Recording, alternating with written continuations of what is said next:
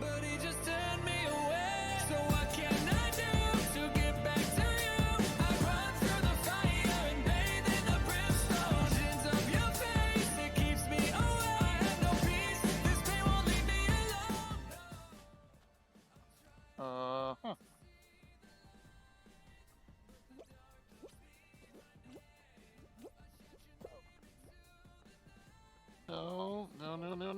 No. Oh gosh. Oh no! Oh, I got it! I got it! I got it! I got it! I got it! I got a crown! I did it! I did it! Holy! Woo!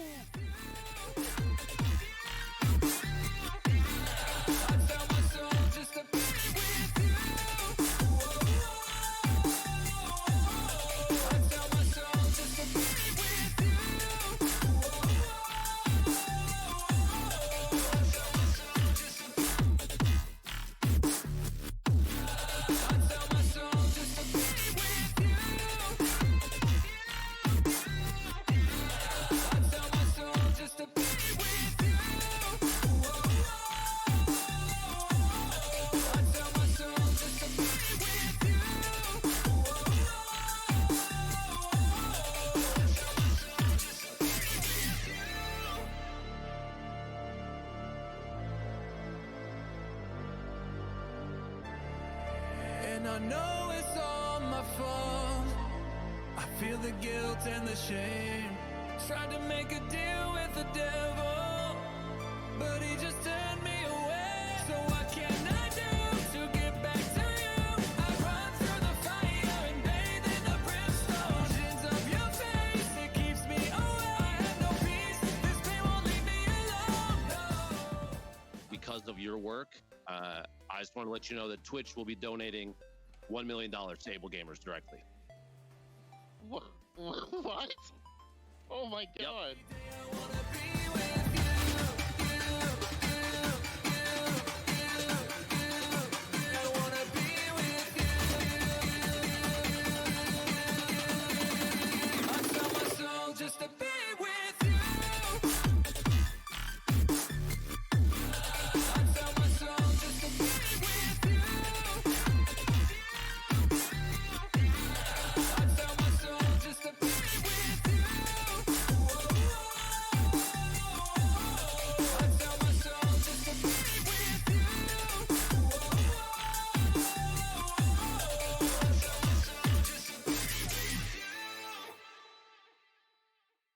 But it feels so empty.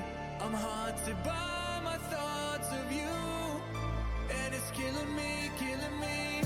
I'm trying hard to see the light, but the dark knows me by name. I shout your name into the night, 'cause every day I wanna be with you. I wanna be with you. I sell my soul just to be with you. I sell my soul just to be with you. I sell my soul just to be with you. I sell my soul just to be with you.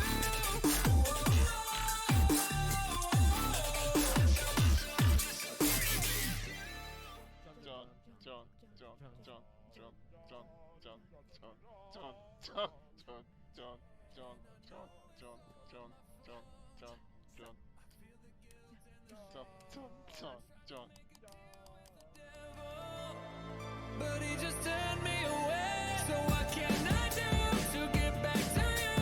I run through the fire and bathe in the brimstone. Visions of your face, it keeps me away. I have no peace, this pain won't leave me alone.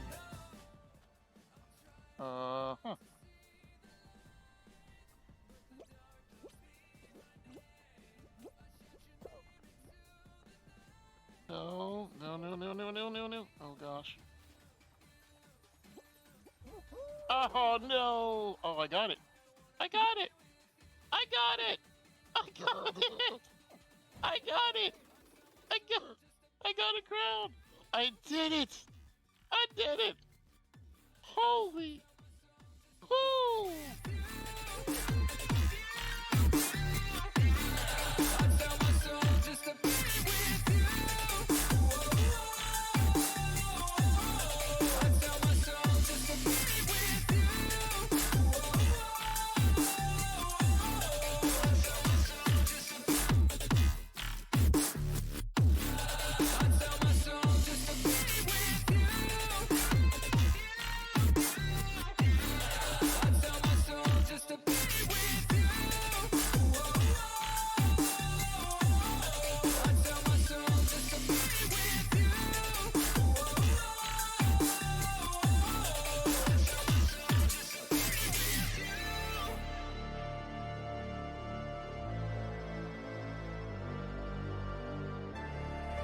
And I know it's all my fault.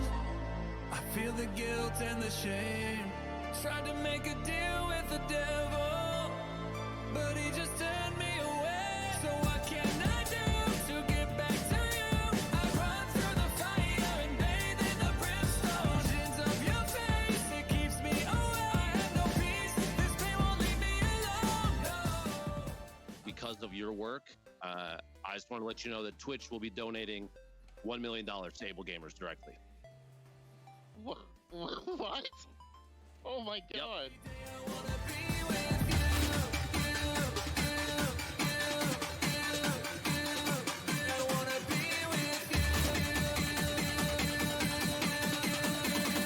I tell my soul just to be with you. I tell my soul just to be with you. I tell my soul just to be with you.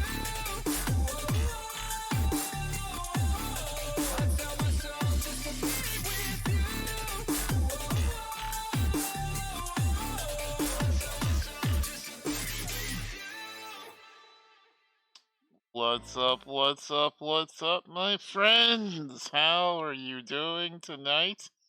Another exciting night here in the Spawn Zone, and you know what that means. It's time for us to grab a nap. Holy crap, I'm tired. Hi, everybody. How's it going? Good to see you here tonight. How are y'all? Welcome in. Oh my god. Alright, really? Already? What the? Galron gifted a tier 1 sub to Daddy Shom. They been have like a given 30 seconds. 1,194 gift subs in the channel. Like 30 seconds. What the heck? Thank you so much. Appreciate that. I think, question mark. How are y'all doing? How's it going? How have you been? A nap. Yes. Naps are needed. I need naps in my life is what I need. Oh my god. What the? Alright. Galron gifted a tier 1 sub to Daddy Show Me and Mad. They have given 1,195 gift subs in the channel. I need a camera where I just zoom in on my face and just blink into the void. Thank you, Galrin. You amazingly, strange man. Appreciate the support. Welcome in, everybody. How are you doing? How's it going? Welcome in. I'm tired. I'm super tired. I'm super tired. I'm doing okay. I'm doing alright though. It's good to see y'all. Alana, if you're still here, hey, how's it going? Welcome in. I'm tired. I'm super sleepy. I know. You're loving the TTS delay. Well, you know, yes, exactly. Galrin is trying to gift innocently beautiful accounts. What? That's not. No, I don't think he is. I don't feel like there's anything innocent there. I don't. It doesn't feel innocent to me. It doesn't. It doesn't feel at all innocent. It feels. It feels evil. Yeah, that's what I would say. Feels evil, man. Feels evil. I don't know. Strange times. No, I'm excited we're back again, and I'm glad y'all are here tonight. Stevein love WCCG love Stevein love WCCG love Stevein love WCCG love. Thank you so much, Mars. I appreciate that. How have you been? Welcome in. Welcome, welcome. It is the first stream post Gala. Ugh. Oh my gosh. How did y'all enjoy it? Was it a good time? Was it a good time for all of you that actually ended up going? Or if you saw it on the front page of Twitch as well. What did you think? Tell me all about it. Married 3 days as 3 days. You were married for 3 days? Congratulations. That's such an achievement. Congratulations. Congratulations. I'm fine. I'm actually fine. My brain is working, I swear. Everything, my mental capacities is fine, obviously, and not cracking under pressure at all, as you can see by how intelligent I am. So, yeah. No. Everything's fine.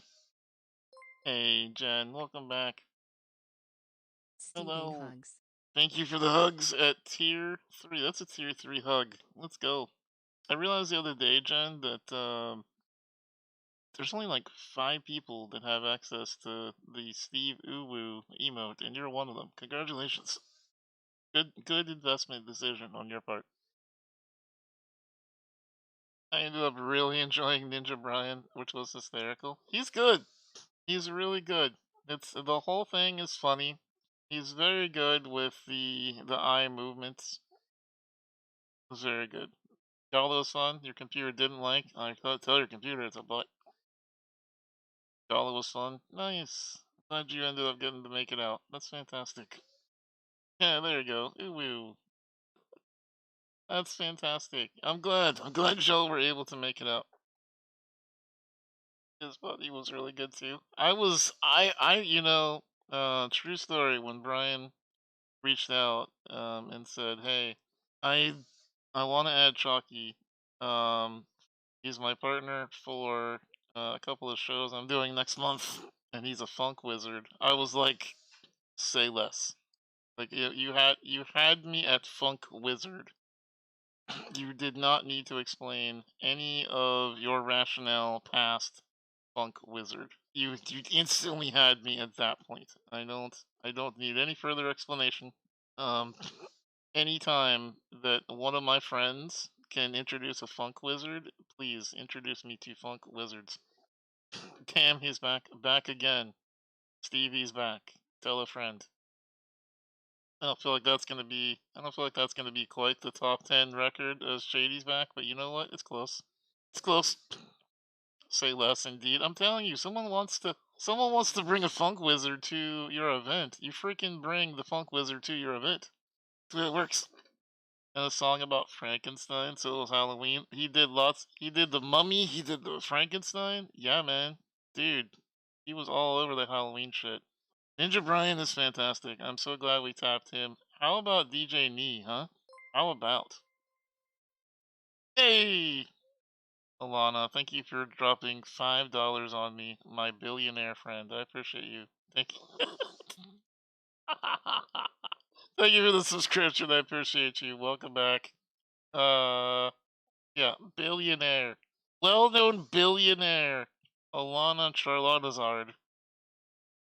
Yeah, that's what all the kids say. It's written inside the yeah.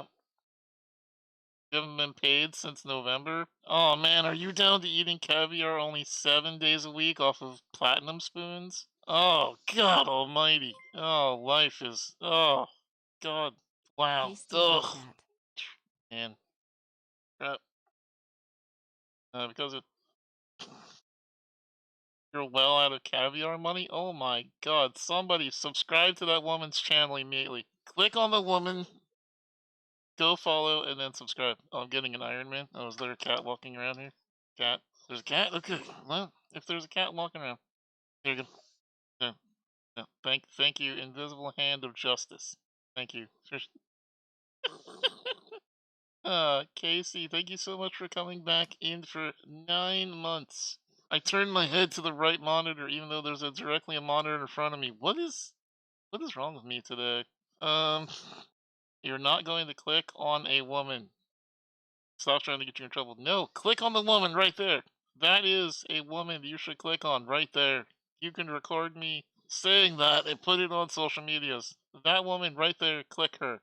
Go follow her on all the medias that are social and be a part of of her media empire world domination. I'm okay, honestly.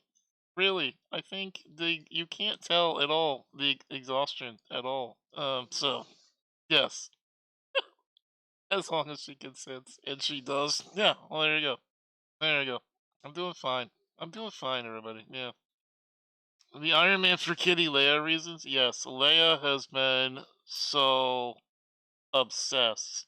Chat, I was literally on a business call today trying to wrap up some sponsor stuff from the gala, and he literally jumps up in the middle of the call. I have the Iron Man there to block him, and he literally butts me in the shoulder, and then walks across, butts me in the stomach. Alien dance.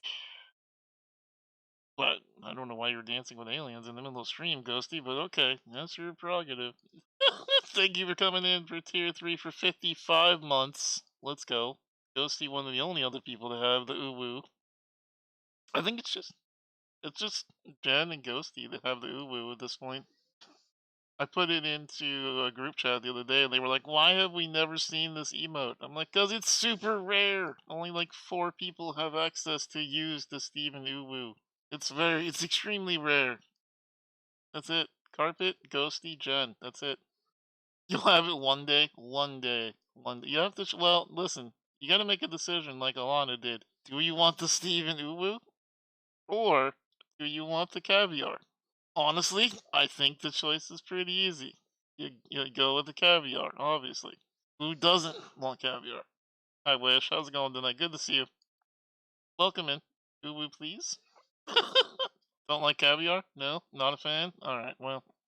So, did you say cavity search? No, nobody's cavity searching. How horny are you? When is the last time you got laid? Do you need intervention? Do we need to send a letter to your significant other from the spawn zone? Good lord. Settle for lobster? Yeah. Settle for a lobster or get an uwu. Yeah, pretty much. Yep. Vegetarian, so no caviar for you? I guess that's true, huh? Yeah. Yeah. True. Yeah. Yeah, you're more listen. Listen. I will kick you. Don't make me do it. Don't make me do it. Yeah, Uwu is. Oh, does Wish have Uwu? Oh yeah, Wish does have and squished Uwu. Nice. Okay, perfect. Fantastic. Yeah, that's actually how I know if I should promote some of the mod. If they're silly enough to pay $25 for this as content every month, I know I know that they deserve a sword. Mostly because at that point, why not? That's my barrier for entry on mods. Should I give them a sword and allow them to light people on fire? Why not? We'll see what could go wrong. No, I'm back, but I'm also still tired. So, oh my god, fan, please. Oh, fucking asshole. It's really. Are you still deported? Well, you named one of your new cult followers after me. You named the character that's going to eat poop after me, and you're wondering if you can be undeported. I don't think that's how deportation should work. Jen, welcome back. Here's my Hello. monthly crime quota. Steve Crimes. Hello, Yay! Steve in chat. Cool. Yeah. You're not making them eat poop. You're not guy. Wait, don't they all eat poop? Isn't that part of the game? You want the sword, like a real one? I think Wish has a real sword, actually. Yeah. No, I'm gonna redeport Jay. Yeah. The police are on their way to your residence as it is. You will soon be sent back to Narnia. Huh. Let's go. It's optional? Oh, you don't have to eat poop?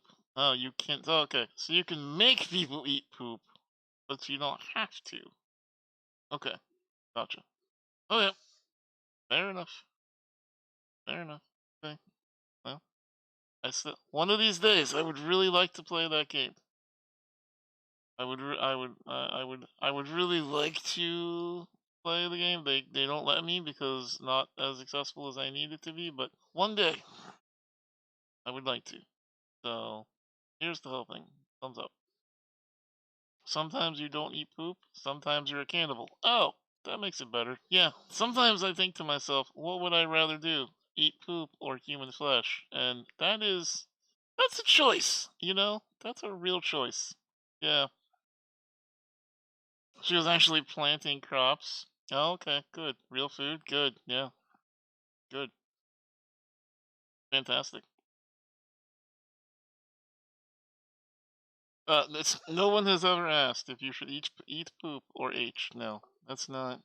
No. Okay, again, like I've been back for like 12 minutes, and y'all have already made this weird. Like you've already made this conversation strange. Already. Like we're this is could we just have like normal conversations for like a minute? Just like 1 minute. You know what I mean? That'd be fantastic. Um, see, it's one of those days in China. That's normal for here. It is. Yeah. I'm actually hovering my mouse over the screen right now. Wish it's been a weird chat evening.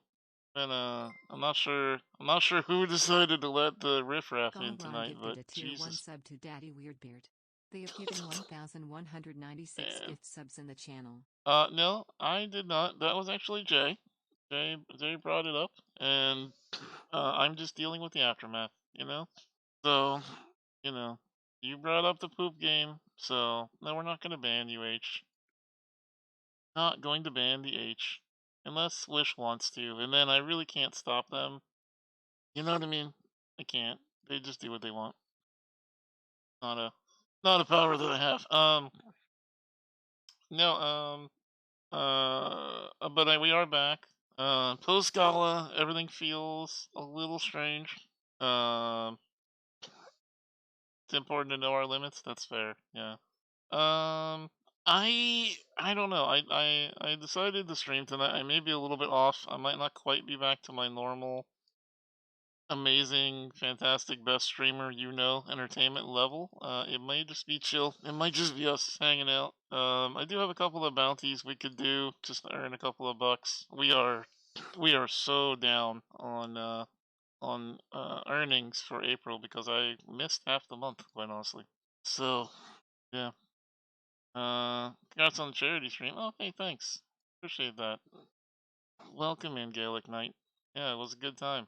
I'm super happy, but I am tired. So just expect a little bit lower energy stream than normal out of me, just because I like I said, I wasn't even sure I was gonna stream tonight. I was debating, but I was like, you know what? I just want to come back and talk to chat.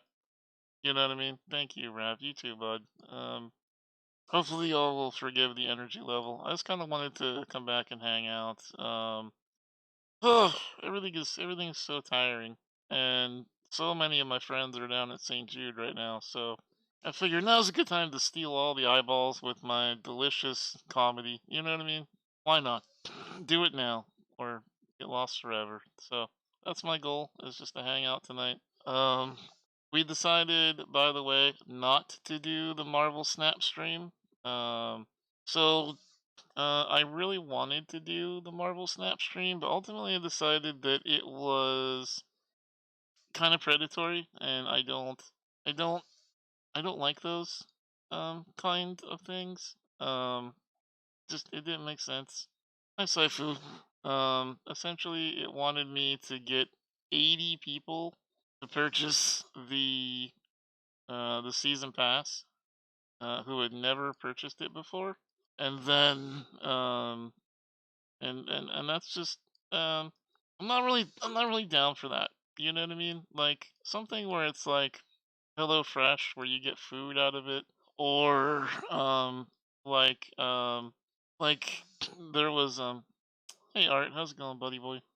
It is a lot much. Yeah, it's much actually. It's 80's a lot. Um, do I think that I could motivate 80 people here to do that? Yes, I do, but it doesn't feel right. It doesn't feel right. It was like not only that, but I was also supposed to lean on you um to play on 3 different nights. Yeah, and then and get so the idea was I had to get you to play on 3 different nights, purchase the battle pass, get to level 3 on the battle pass, and win 30 games. And if I did all of that, then they would give me X amount of money per person. Not allowed to say how much out loud, but so it just that's kind of what I felt like all around. Like I have no problem getting people to download a game. You know what I mean? No problem whatsoever. In fact, there are a couple of sponsorships that we may do to make up some ground for the gala. That are exactly that. You download, Starfleet Command or something like that, and you play the game, and then if enough of you download it, I get a sponsorship, which is fine. I mean, I'm good with that. You're good with that. You understand the game. I understand the game. I think that there are definitely 80 people that would do that for us. Um, I think there's 200 people that come to the spawn zone that would do that for us. But to ask each and every one person to spend $15 to do that, it just feels excessive, and I don't know. My moral principles get in the way of me being rich, unfortunately. So, so I've decided that I need to be more of an asshole. I think to really make it as a streamer. I need to be willing to take advantage of people. Is what I've decided. So far, my moral compass has not allowed me to do that. How's it going, Wayward? Good to see you here tonight. Welcome in. Hello, hello. I don't know. I don't know. It's weird. One of those things where they give 64 hoops to jump through because they know 99% of streamers will fall short and they won't have to pay. Exactly. That's exactly it. Because here's the other thing. So you had to do it on mobile. You had to scan a QR code on the screen. If you did it on Steam or any of the emulators, you were disqualified. If you had ever opened the app on your phone before, you were disqualified. And it wouldn't tell me that you are disqualified until after you already purchased the season pass. So let's say Galran didn't play this season and he was like, I want to help out Steve, so I'm going to pay $15 to get the snap thing. And then he goes through the pain of winning 30 matches and playing for 3 days straight. Then at the end of that, he would be told that he was not qualified to help SteveInSpawn reach their goals because he had already played an instance of Marvel Snap. So, they wouldn't give him his money back, right? So, I'm just like, nah, I just don't. I'm just not down for that kind of thing. So anyway, I am a super transparent streamer, so I'm always going to tell you whatever I'm legally allowed to tell you.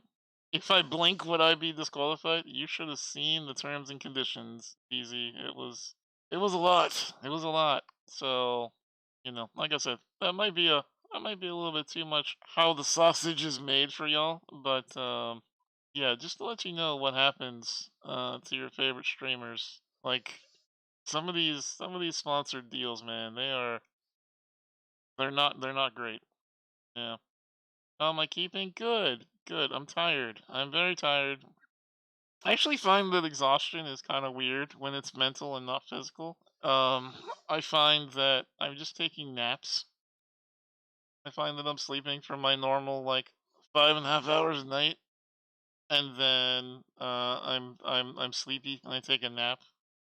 I'll jump through your hoops and anything. Hey, Tucky Moran girl, what's up? You had a nap? Oh man, naps are so good. Naps are so good, honestly.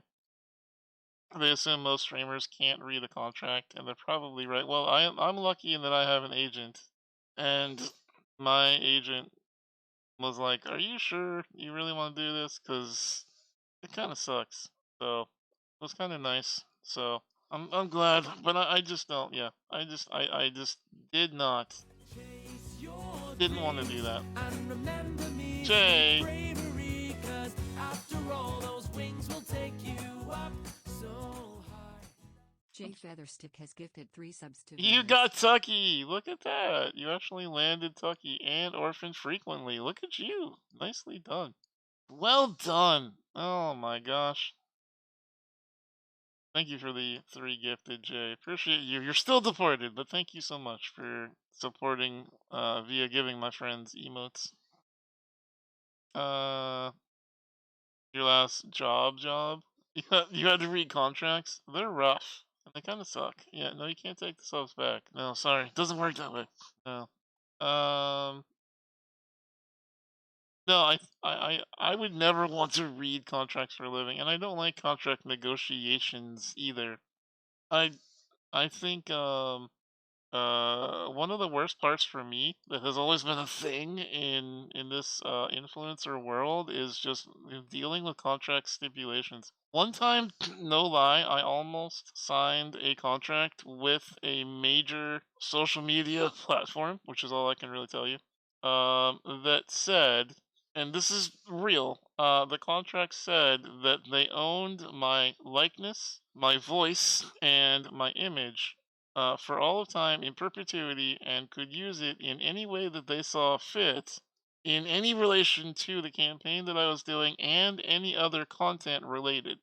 It's the and any other content related that is scary because that basically means if they wanted to sell an advertisement about beating puppies to death with golf clubs, they could say that Steve Spawn, a winner of this award, likes to beat puppies to death with a golf club, and there would be no legal recourse that I would have because they linked it to the thing that I did for them and agreed to sign the contract of. So the contract, I mean, there would, but it would be ridiculous, and yeah. The thing is, do you have the money to fight one of the top 3 social media contract lawyer teams? Because I don't. That's that's where they get you. Is they know that you don't have the money. They'll tie you up in court until you die. That has actually happened to a couple of author friends of mine versus publishers, where the contracts that they were in, they basically literally told the writers, "We know that we will not win this lawsuit, but we will tie you up in court for the next 20 years."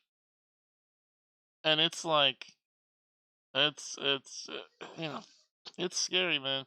It's like that time I was talking to you about the cease and desist letter that my friend got for singing "Over the Rainbow" by Kermit the Frog. You don't mess with the mouse. The mouse is scary. The mouse is real scary. Even I won't. If you look at my Twitter, that's the one company I will never take a shot at. You will find 0 tweets that I have ever taken any kind of shot about, man, Disney sucks or something like that. Like, I will not. As a matter of fact, I usually say the mouse. I don't even say the D word because I'm afraid that they're using auto scanners to find people who are talking about them.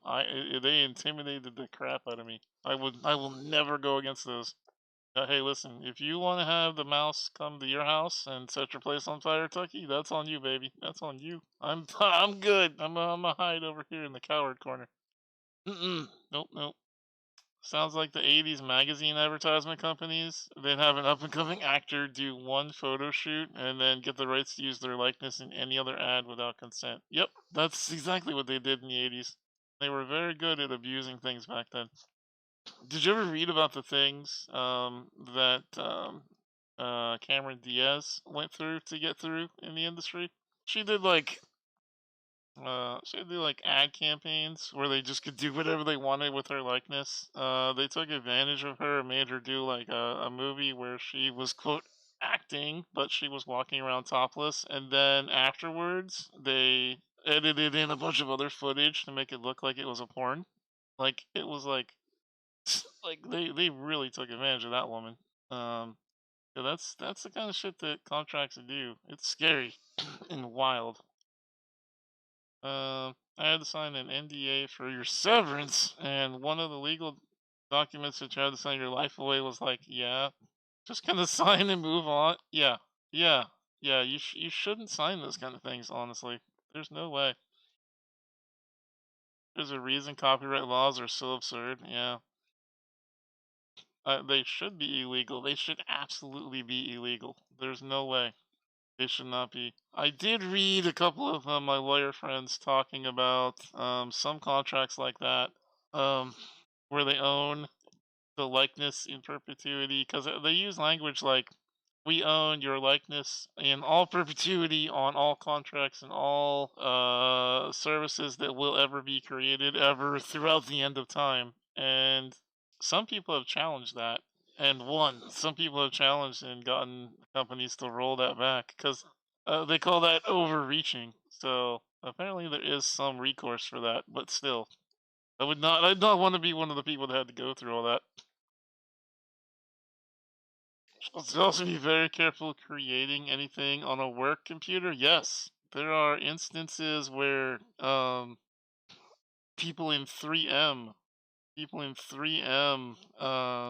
are were basically creating things like sticky notes, and the company owns it because they created it on work property, even though it was not during work time, and therefore they ended up just giving the company multi-billion-dollar idea that should have been somebody's. Instead, went to the corporation. That's why they can't remake Aladdin Genie without a new voice actor. Problem is that they couldn't use his voice. Well, they can't officially. I did talk to Zelda about that. She was saying they can't officially do it. They can unofficially do it though. That's IBM's big thing. If you create anything on company resources, it belongs to IBM. Yep. Yep. Didn't write anything on your thesis on your work computer. Yeah. Yep. Hi, Valley Cakes. It's also becoming trendy to use personal devices for work, but that's really sticky area as well. Yes. Yes. Agreed, Valley Cakes. Agreed. Last thing I need is my novel to belong to the government. Yeah, you would not want that. Not at all. Not at all. There's a reason I don't put anything personal on my work PC, because I know that there's spy software on there. I don't know about spy software, but I do think that yes, there is some tagging software that people use. Also, interestingly enough, it is something that it's something that's happening on Twitter right now. That changed. So, um, Elmo and the Elmo gang are going through the terms of service on Twitter, and I'm kind of saying this as like a warning to everybody who still uses Twitter, like I do. I still use Twitter. It's still a great way to reach a lot of people. However, there's some things you need to be aware of. Anything that you put on Twitter is now considered their property, and they can use it in any way they see fit. Um, I'm actually currently trying to figure out how I can move forward with nightly questions because, essentially, if I put the nightly questions on Twitter, they technically own it. So if I was to ever make a book out of it or something like that, they could just take it over. It's kind of weird. Kind of weird. There's a really good book called All Rights Reserved, the backstory of every single where it costs money, and therefore speaking is expensive as you're paying royalties to the original owner. I do like my royalties. Not wrong about not wrong about that. That's how all social media works. It's how it works, but also we haven't actually seen that happen yet, but we're starting to see them use that, I think, which is weird. For example, um, it already happened over this weekend. So somebody tweeted, somebody tweeted that a picture of the spacecraft that blew up from SpaceX, and said that you can see right here that the whatever they were talking about was in danger of not holding. Um, and they should have known ahead of time this might happen. And it got something stupid like 150,000 retweets, Twitter deleted it. So it's important to know that the guy who owns SpaceX also owns Twitter, and it was the first time that a social media platform ever deleted something because they just didn't like it. It wasn't because it violated terms of service. It was just they didn't like it, and they said that it was a glitch and that the tweet was accidentally deleted. But it was it was a tweet basically calling out the owner of Twitter. So yeah, it's never a glitch. Yeah. So yeah, yeah. So I don't know, man. I don't know. Yeah. Google tracks your every online movement and your advertising. Yep, and your Gmail. They track your Gmail for the same reason. But uh it is Duck. It is. It's scary.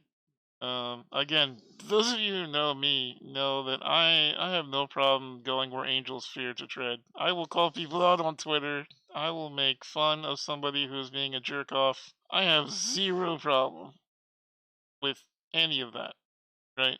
Um, but as far um as unless it's Mickey Mouse, yeah. But as far as that goes, I have not taken any shots at Elmo because I believe that that man is uh petty enough that even a charity runner such as myself, if I was to say something in a quote tweet that would actually come across his feed and he would read it, he would literally toss my ass on the shadow ban list. I 100% with my soul believe that he does not care. He would there's a lot that working for a charity protects me. There's a lot that being a disabled person like I am protects me, where I can get away with treading on some ground without people taking severe consequences against me. Where I can call somebody out for their shitty behavior and it won't come back on me. But not Twitter. Twitter, I have a feeling, without question, he would toss me into the void, and I'd never talk it. You'd never hear from me again. Twitter's fascinating. Shipwreck purchased more than it's worth, and now it's even worth less. Yeah, that's true. The old content moderation lead person did an interview on This American Life. It was fascinating to listen to. Interesting. I'll have to try to look that up, see if I can find it. I have not seen that interview. No question. He would toss you on if I called him out. Yeah, absolutely. He 100% would. There's not a part of me that does not believe that. Good evening, Soul Soul. Welcome in. We're talking about Twitter right now. There there is no part of me that believes that he would not be interested in uh tossing my ass out an airlock. It's not at all. So I don't. Even made me feel uncomfortable to call out the fact that they want $1,000 from able gamers in order to retain its checkmark. So yeah. Um, yeah. I don't know. It's wild. I can't I can't I can't imagine. And I just never would have thought we'd have been here, honestly. But it is what it is. People like Tucky will tell you that those kind of contracts just it's not unusual. Now, on a more exciting note, I did get my invite to Blue Sky. Not sure if y'all have seen Blue Sky yet, but it is the Twitter alternative that Jack, the original guy who made Twitter, is working on. Is interesting. I do not know if any of the Twitter clones have the legs, quote unquote, to take on Twitter, but I think that uh, if if anything does have the ability to take on Twitter, it's going to be something that comes from Jack. So um, I think it's the best shot. I saw a couple people saying things like, there is nothing it's going to take on Twitter. Perhaps, perhaps. But I do feel like it's it's gonna be gonna be I don't know. Hopefully, hopefully we can see something taken on. I mean, there has to be eventually, right? There has to be something that comes along that can challenge for social media. What else are we going to talk on, right? What else are we going to use as a text-based social media? That's the one thing that like nobody's answering because I see lots of people on those tweets that's like, oh man, like there'll never be another Twitter. It's impossible. Hello, good evening, Paul. Uh, but the thing is, there has to be, right? Because people like text. There are people who like to use text. So where did those people go? Well, that's sort of my question mark right now. Because right now, if you wanna participate in social media and you don't want to do a small video or a picture of yourself, or your food, you have to use Twitter or else Facebook, I guess. I don't know. Like there what else can we really use? So, I think there has to be something, right? We're just talking about Twitter. Bad kitties, bad. Most people will know that just migrating majority of socialists. The thing is, um, it's not going to work. That's the thing. It's I hear you, Galran. I do. But that's not going to work. Discord was never meant to be a giant, all-encompassing social media. It'll work for small groups of friends, but it would never work for what I do. Like, I'm not gonna get a Discord going of 80, whatever I've got on Twitter, 1,000 followers, right? It's not gonna happen. So, I have seen a lot of people cutting. I have, yeah. It is siloed. I don't understand that. I do not understand Mastodon. I don't. Mastodon had a real chance to take on Twitter and they blew it by being decentralized. I am it's you know, Discord is the Skype replacement. Exactly. Yeah, I mean, and honestly, you make that joke, Duck, but you know what? Discord actually did replace Skype for me. I got Google Voice to make calls, and I got Discord to talk to people on the computer, and then I ditched Skype. That was exactly what happened. I understand Mastodon. It seems understanding Discord. I disagree, Tucky, in that I I feel like Mastodon tried to split the difference between Discord and Twitter. Like they tried to be like, "Hey, what if Discord looked like Twitter and you could just say things out loud and it would be in a feed?" But you know what I mean? Like it just didn't like to me didn't feel like they thought it all the way through.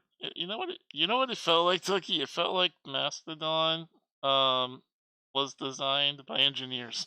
It felt like engineers tried to solve the problem instead of people that understand social media. It felt like an engineer was like, you know what? Here's how we solve social media. And they didn't consult anybody that actually does social media for a living. You know what I mean? 'Cause they didn't try to make it sexy. They didn't try any of that, Something will emerge and it won't be an alternative. People know right now Twitter sucks and they're not going to want to leave. It's true. I don't want to leave Twitter, but also I don't want to stay on Twitter. It's a very weird feeling. It's very weird. 100% Mastodon was designed for engineers. Yeah, I definitely feel that.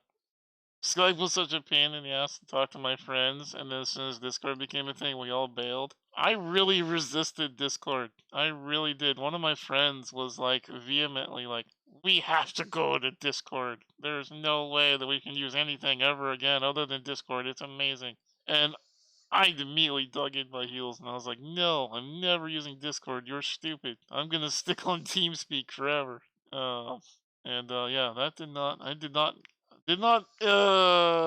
hold out on that one, unfortunately.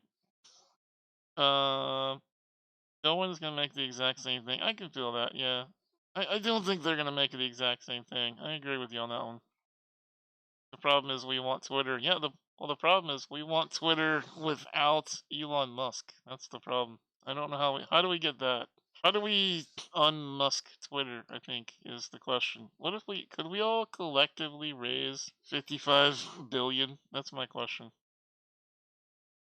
I feel like some who are willing to leave, definitely Twitter, are the ones who don't need social media. Yes, I feel that, Galran. I feel that. So Galran says basically the people who are leaving are the ones who don't need it. Yes, agreed.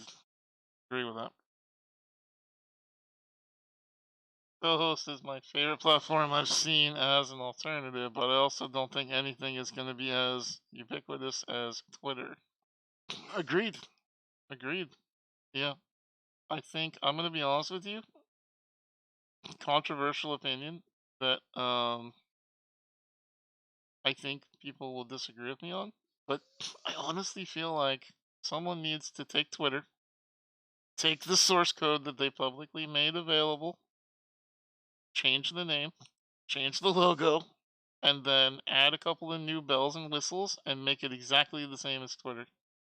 Convince celebrities and influencers to go there and talk directly to people, unfiltered, and then put a bunch of safeguards to keep out the Nazis and trolls. That's what needs to happen. Isn't that blue sky? Yeah, kind of. That's why right now it has my vote for the one that I think has the best chance of challenging Twitter. But we'll see. The adoption is hard. The adoption is very, very hard. Actually, oddly enough, the one that seems to actually threaten Twitter is Substack. Substack really got under Twitter's skin to the point where if you go to Twitter right now, you can't post a Substack link because it will block you. It's hilarious. And all they did was add a feature that allows people to post a feed that you can called notes that acts like a tweet that people can subscribe to and just see it. Yeah, they got completely blackballed. The Elon was like so threatened by them, and then he was like, "I'm not threatened. They just don't. They made fun of me, and I don't like it." It's like, dude, 100% threatened, 100%. And so yeah, it's the only way that Twitter's gonna survive. Quite honestly, I just can't. I can't imagine another scenario where Twitter clones work. I really liked Hive. I thought it was good. I thought it had potential. I'm really sad that Hive didn't live up to the hype. They had a real good chance to be something really, really great, and then it was Instagrammy, but also they were not ready for the influx of people. It was just sad, honestly. Well, they had it, Galran. They had it, and then they had to, you know what I mean? they had to do that. They just, I don't know. They dropped the ball. The thing is, when you're ready to be bought by a venture capitalist, you have to be ready for an influx of money. Like that's your job as a CEO. Oh, I just got $12 billion. Great. Here's what I'm going to do with it. I demand social media for goblins. No picture allowed. Yes. No picture, only words. Agreed. No, that would be fantastic. You know, what I was saying. Oh, okay. Now, you can tell me, chat. Maybe this is just because I'm someone who's profoundly disabled, or disabled as fuck, as I like to call it. But some people get mad at me for saying that. There are times where I am, I don't feel well. I'm in pain. There's pain on my face. You can see I don't feel well. I have zero desire to jump onto a video and say something that I would just type out. I like the ability to hide behind Twitter. You don't see me, you don't hear me, you don't know how much pain I'm in, you don't know how many times I, shed a tear because my butt hurts from sitting in a wheelchair for 10 hours, but I made a funny quote on Twitter, and that little dopamine hit helped me get through that pain. And that's the real thing, right?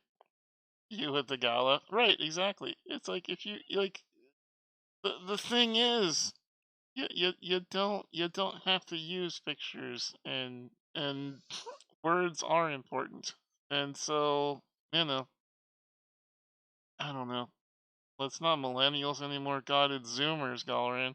That's the problem. Is it's not the problem is no longer millennials. The problem is the next gen, beyond the millennials. So people made fun of millennials. Now there's another gen that's pushing those boundaries even harder. That love video and they love not using words. So, you know, again, memes are great and whatnot, but I don't know. It's uh oh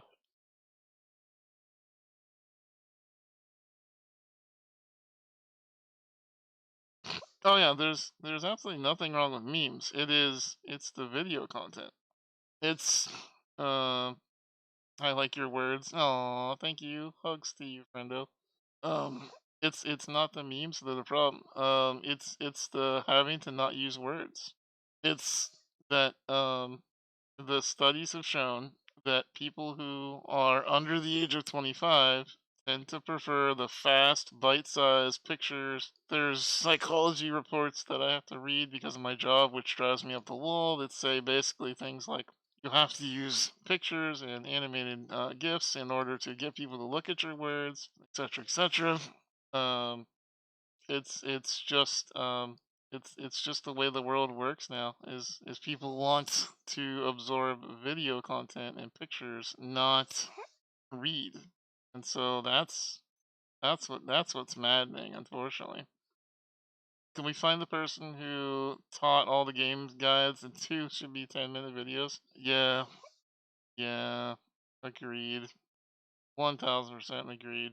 There's so often that you could save so much time by not watching a video.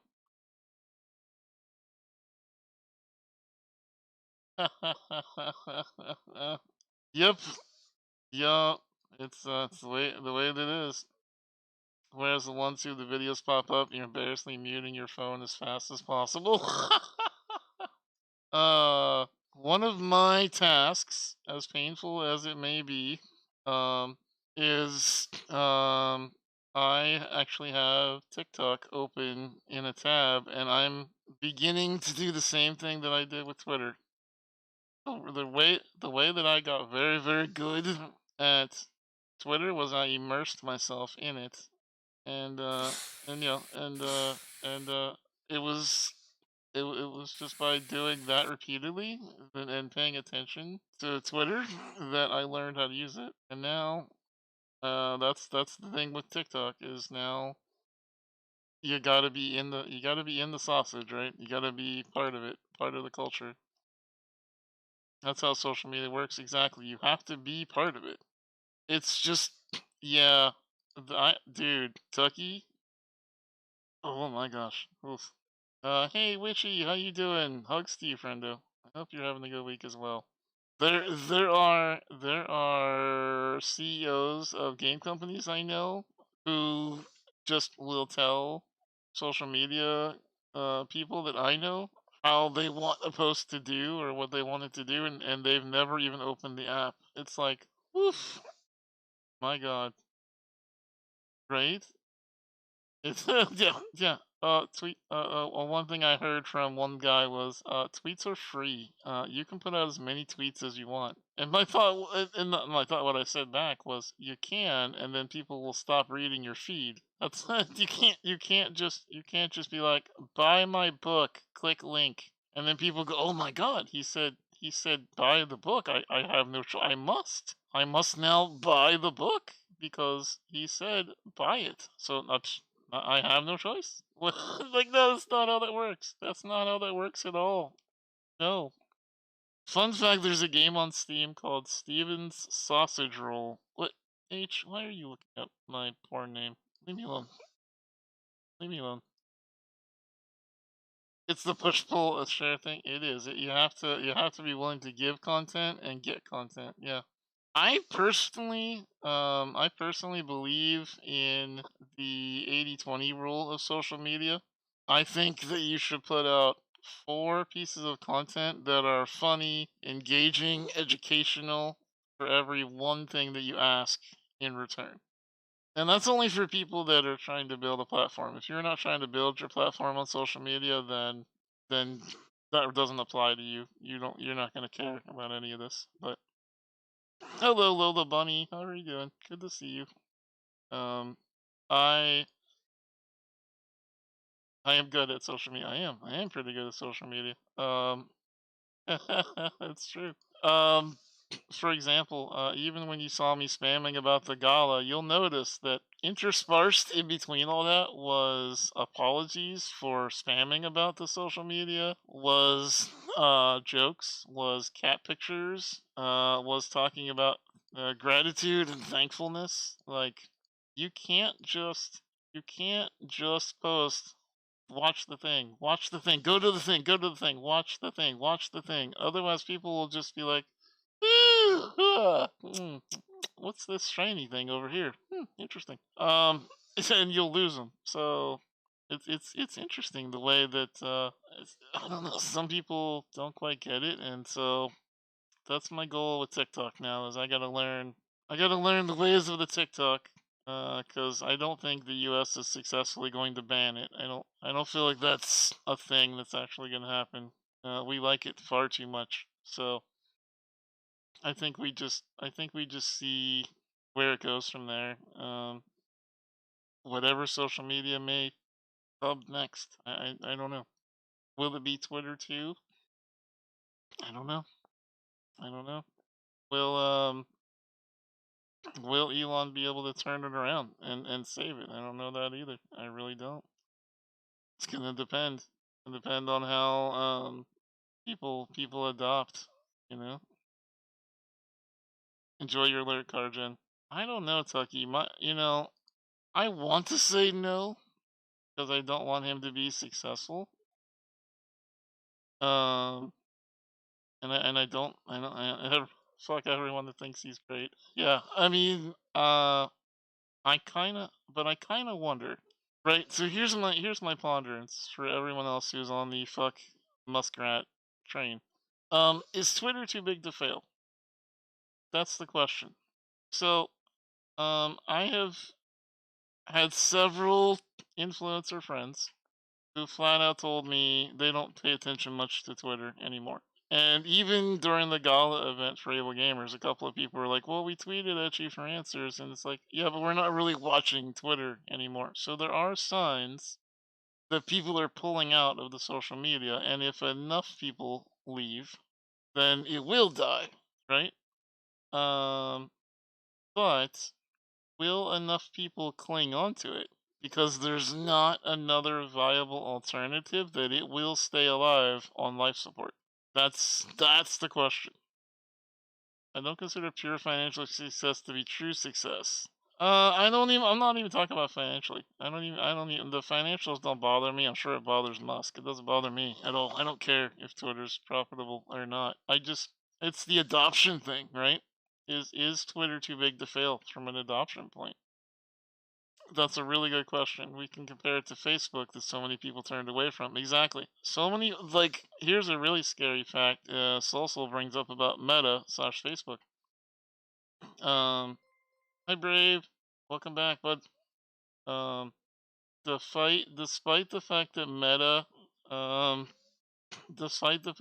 fucked up and that a lot of people moved away from it and hate Zucker, it doesn't matter because as scary as it is still the #1 place to post your stuff. The only thing that is challenging it right now is TikTok. So this is the thing, right? Twitter was great for networking, but it was niche. That's the thing that we miss in a lot of those conversations. Twitter was actually only responsible for about 10% of social media. Facebook still has the lion's share. Facebook is still the most popular and the most accounts and the most active users on the planet as far as social media goes. Now, people like me, I don't love using Facebook, so I don't. But if I was actually business minded, trying to grow Spawn Zone as a company, I would be posting on Facebook. Dr. Lupo gets most of his advertisements. Tim from Dr. Lupo's World posts a lot on Facebook and gets a lot of his engagements through that. Unfortunately, Facebook is good for the over 40 crowd, and unfortunately, a lot. I mean, I'm over 40. A lot of people currently listening to this stream are over 40. But there's just gonna be more and more people that are on Twitch that are over 40 as time goes on. You know what I mean? So Facebook had alternatives for specific features, but no one entity that has everything Facebook has. So the convenience of all-in-one kept a lot of people. Yes, it was very much a convenience thing. And so now we come back to the Twitter conversation, which is that's what I've been hearing from people on Twitter is that nobody wants to leave Twitter because everyone else is on Twitter. And until everyone else is not on Twitter, then people will stay on Twitter, but no one's going to leave Twitter because that's where everyone is. So it's round and round and round you go. What needs to happen is there has to be an alternative that comes up. For example, no one's even talking about leaving YouTube. Have you heard one influencer talk about how they're not going to be on YouTube? No, because there is no alternative, right? Except for TikTok. TikTok came along, and all of a sudden there's another potential out there, and so that was interesting. Only reason I have Facebook was because my brother made me an account when you were 14. Don't say that out loud. I think that's against TOS. Or is it 13? Are you okay if you're over 13? I don't know how Facebook works, to be honest with you. We've seen waves of people leave Twitter and then go back. Yep. Yeah, Goran, that is a huge thing. Hi, Gem Drops. That is a huge thing, man. The amount of people, the amount of influencer people that I just know as acquaintances who vehemently said, "Twitter's horrible. I will not be here as long as Elon is here. It is a garbage trap full of Nazis, and I hate it, and I won't come back." And then they turn their profile picture black and they leave. And then, like a month later, you'll see them starting to post again. They don't announce that they've come back. They just start posting like they never left. You know? Yeah. Oh, that's the thing. I think there's a lot of people like that, Tucky. I'm one of those. I love Twitter. I love Twitter. Honestly, you know someone like that, right? Right, Mango. Right? Don't we all know someone like that? Yeah, I'm not gonna do this anymore because Musk is the worst ever. I'm not gonna participate in Twitter. But then you miss Twitter because Twitter's great. Twitter's wonderful. Twitter allows you to talk to people and hang out with your friends and share memes. And like, actually Alana, who was here a little bit ago, I literally texted her and I said, I don't know how to interact with you as often without Twitter. And she was like, send your memes to me here. And I was like, but it's not as much fun. Part of the fun is she says something awful about me. I say something awful about her. And then we banter with each other. And someone's like, oh my God, they hate each other. And then we laugh about it. Like that's part of the fun is getting people to go back and forth about that. And without people interacting with us interacting, it's not as fun. We would just rather talk and have actual conversations in text or on Discord. So, exactly, making a public scene. It's just performance. It's not fun without the audience. It's not as interesting. We're going to the other social media thing, exactly. And right now it's fractured, and that's what happened when I posted about my Blue Sky account yesterday. Was I had several people be like, hey, I love following you, Steve, but I'm so tired of following people on new social media platforms. Like, if this thing sticks around, I'll follow you, in a couple of months. And it's hard to argue with that. You kind of just got to be like, that's fair. That's fair. Okay, we'll see. You're not wrong. If it sticks around, okay, cool. when I moved over to Hive to make a secondary account, I got like 6,000 followers in the first 3 days because everybody was ready to jump off Twitter. And then that was just it. You know? I make an account on everything. Oh yeah. Well, I mean, I have to because I want my name protected. But yes, I advise all of you who are fond of your screen name to capture it on every platform. Absolutely. Every week there's a new alternative, and it's exhausting. It is. It is. I've even stayed out of some of them, like Spoutable. I didn't. Did I join co-host? I think I did. I'd have to have Tucky search and see if I'm actually there, but I think I did. But yeah, I don't know. It's not I don't know. Not the same. It's close, but it's not the same. So the content creation and artist industries were jumping the Hive, the big celebrities and political figures were moving the Mastodon. Okay. But that's right there is the huge problem. Right? I don't want to have to go to the shard that the celebrity is on in order to interact with the celebrity. That is my problem with Mastodon. I do not understand. It almost makes me mad. It almost makes me mad IRL. Mastodon had a chance. Mastodon could have taken on Twitter face to face if they just hadn't siloed it. That's all they had to do. Just not silo it. That was it. That was it. Hi Ross, how's it going, buddy? Good to see you. And LinkedIn is scary because you have your name and location. Yeah. Dude, we're not even gonna talk about LinkedIn. We're not even gonna talk about LinkedIn. LinkedIn is such a different fucking animal. I don't do LinkedIn. You know, you called me good at social media earlier. I don't do LinkedIn. I don't. I don't. I don't understand it. I don't know how to post over there. It's things like jokes don't work. Things like memes don't work. it just I don't know. I don't it's I don't know how you like the only thing that I ever posted on LinkedIn that got a lot of traction was when I said that I don't like LinkedIn. That was the only thing. He's going bananas. He is. He made it his goal to get LinkedIn to work. But he had the struggle to figure out how to get people to respond over there because his jokes on Twitter that were getting 10,000 likes were getting 3 likes on LinkedIn. So even he had problems doing it. You thought LinkedIn was just for like recruiting? LinkedIn is professional Facebook. Honestly, LinkedIn is super professional Facebook. If you want a job or you want to be in a powerful network, you need to be active on LinkedIn.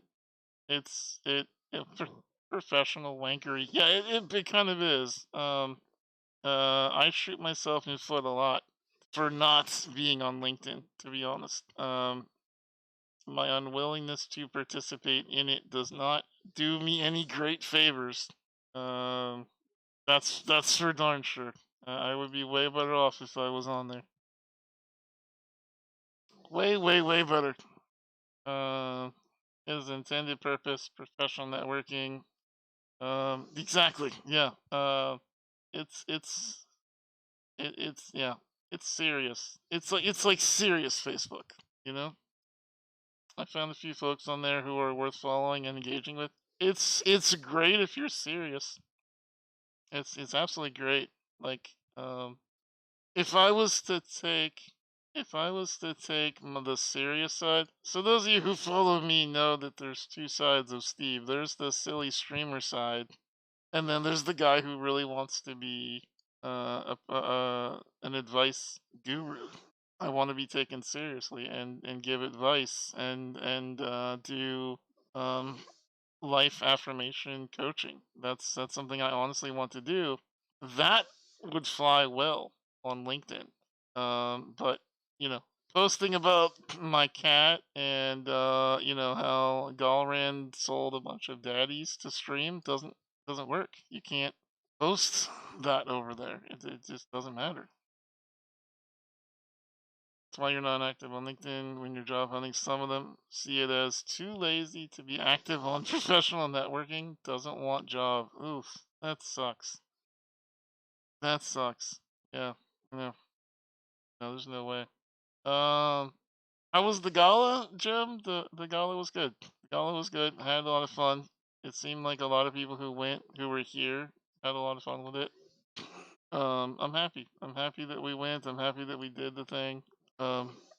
It went well, and I think the the the most heartwarming thing to me that has happened so far is I saw people who were upset that they didn't go to the gala. That means you did it right. When you find people, when you find there are people that are mad that they didn't go, you did it right. So I am happy about that. Hey crypto bro, you called out on LinkedIn, told you you didn't have a job because you were a stupid 20 something. Wow, Tucky. Congratulations. I mean, was he hitting on you? Because that kind of sounds like he was hitting on you. The gala was fun. Oh, thank you, Ross. I appreciate that. Let's go. LinkedIn feels fake half the time. It is. But yes, it is. Yeah. You had to work, but you did get to watch Ryan's stream of it. Good. Glad to hear that. I like LinkedIn, but also in a professional role, you do use it. Right. Like, you're not on there talking about your love for tentacles, are you? No, you're not. You thought it was this weekend and you missed the gala? No, Mango. No, I'm so sorry. I wish I hadn't been so shy. Then talk to more people. Yeah, I don't know. I don't know how to help you with that one, H. I don't. I'm gonna try to. I'm gonna try. I'm gonna try to figure out how to encourage people to be less shy, but I don't know how. I never realized how important some people think LinkedIn is until you came to work for an IT firm. If a veteran IT worker doesn't have a LinkedIn page, they're almost always disqualified. Wow, that's intense. Damn. I caught the Gala versus Ryan as well. Definitely want to attend next year. Let's go. Yeah. Fantastic. Yeah. I had to hype myself up to say hi to me. Aw. That's adorable. Thank you, Jay. I appreciate you saying that. Always have to remind myself not to shitpost on Snoot's LinkedIn posts. Because they're not an actual respectable human. Yeah, exactly. I know. I don't think I have either, Venom. I don't think I've updated mine in forever either. As a matter of fact, someone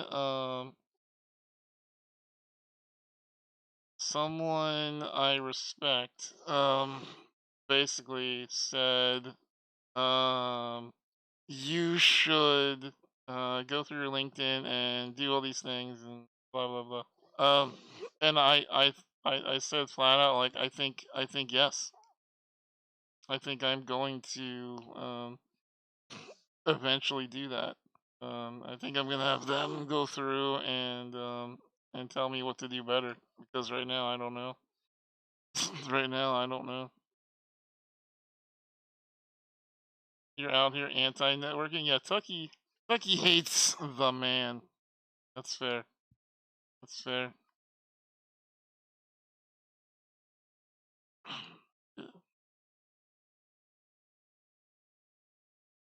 Oh, God Almighty.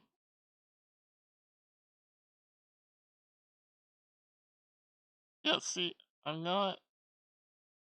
I'm literally looking at this while we're talking. Verified organization, $1,000 per month. Like, I'm not. I see the kind of funny did it. I'm not giving Twitter $12,000 a month. I'm sorry, $12,000 a year plus $50 for an account. Like I'm not doing it. I'm not. I'm not. It's just not happening. I just don't care. Just don't care. Just not doing it. Happy Administrative Professionals Day. Hey, happy admins. I hope you have many not paper cuts today or something. I don't know. I keep seeing people with 15 years experience announcing they've gotten jobs and that you're applying for. Oh, 12K a year to get consistently dunked on.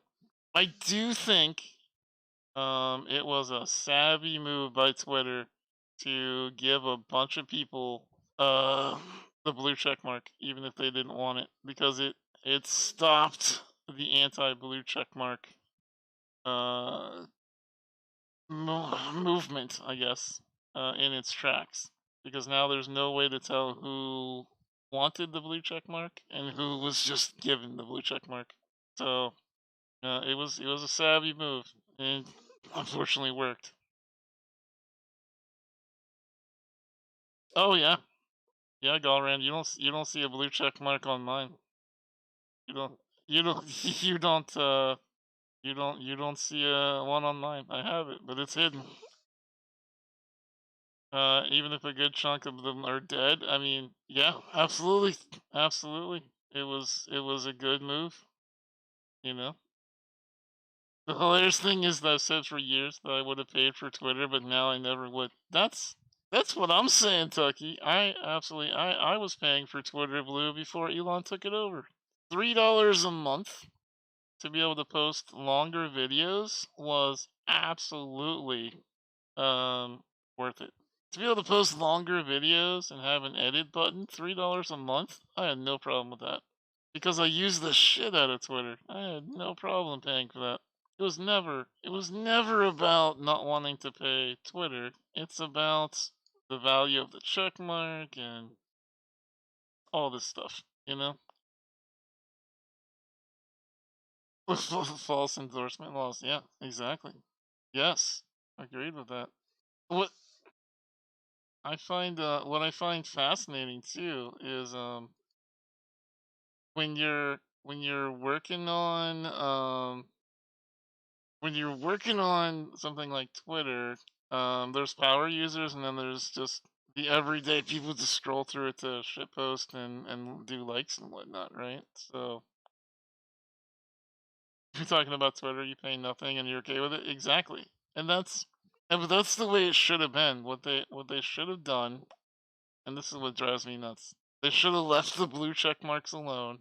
They should have let the people who deserved the blue check marks and who didn't get them yet apply for them.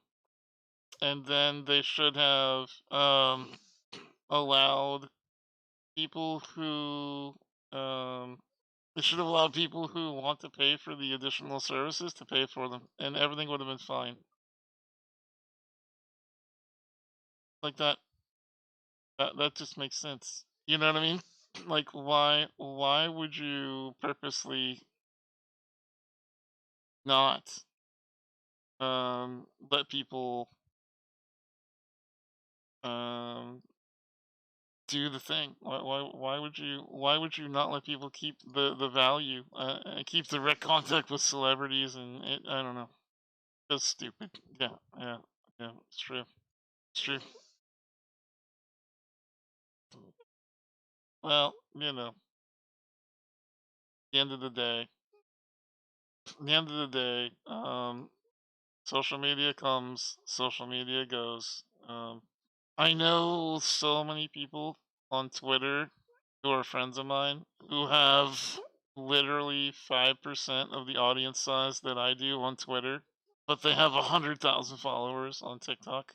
Like, we cannot compare penis sizes by what number of followers you have on one particular platform anymore. It's you know, just a matter of using social media the way that you want to, and unfortunately, it just comes at a weird time. I think LinkedIn though is interesting because I don't think LinkedIn will ever go away. I think LinkedIn's just going to continue to be the same place. I don't think that LinkedIn's ever going to go anywhere. It's always going to be a weird place. Where you just go to be a professional, and Twitter is just going to continue to be a trash fire. And I can't I can't see it being any other way. But I see TikTok's going to keep getting bigger, and I don't know what's going to happen with Facebook. To be honest with you, it's still such a powerhouse. I don't know that Facebook can be killed. I don't know. I need more game dev people to use LinkedIn. I mean, that's fair. That would be cool. I don't know.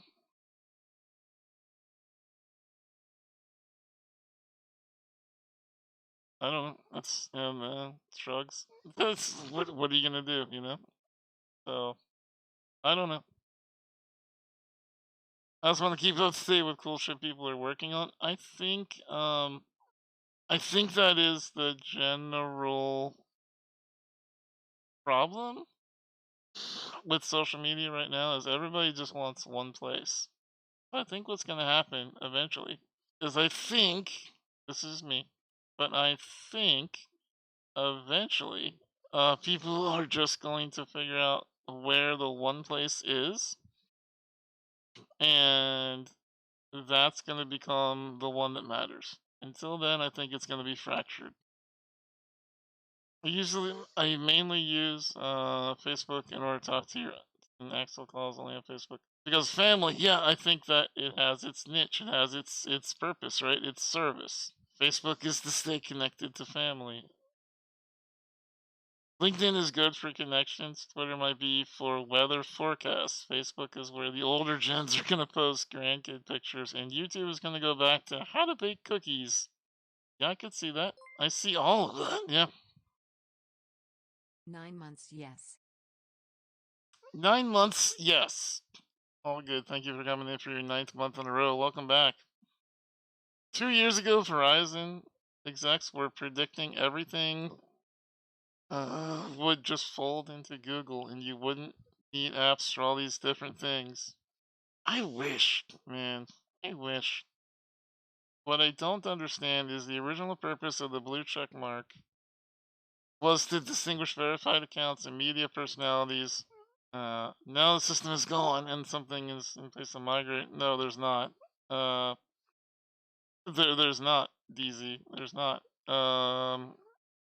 It is the purpose.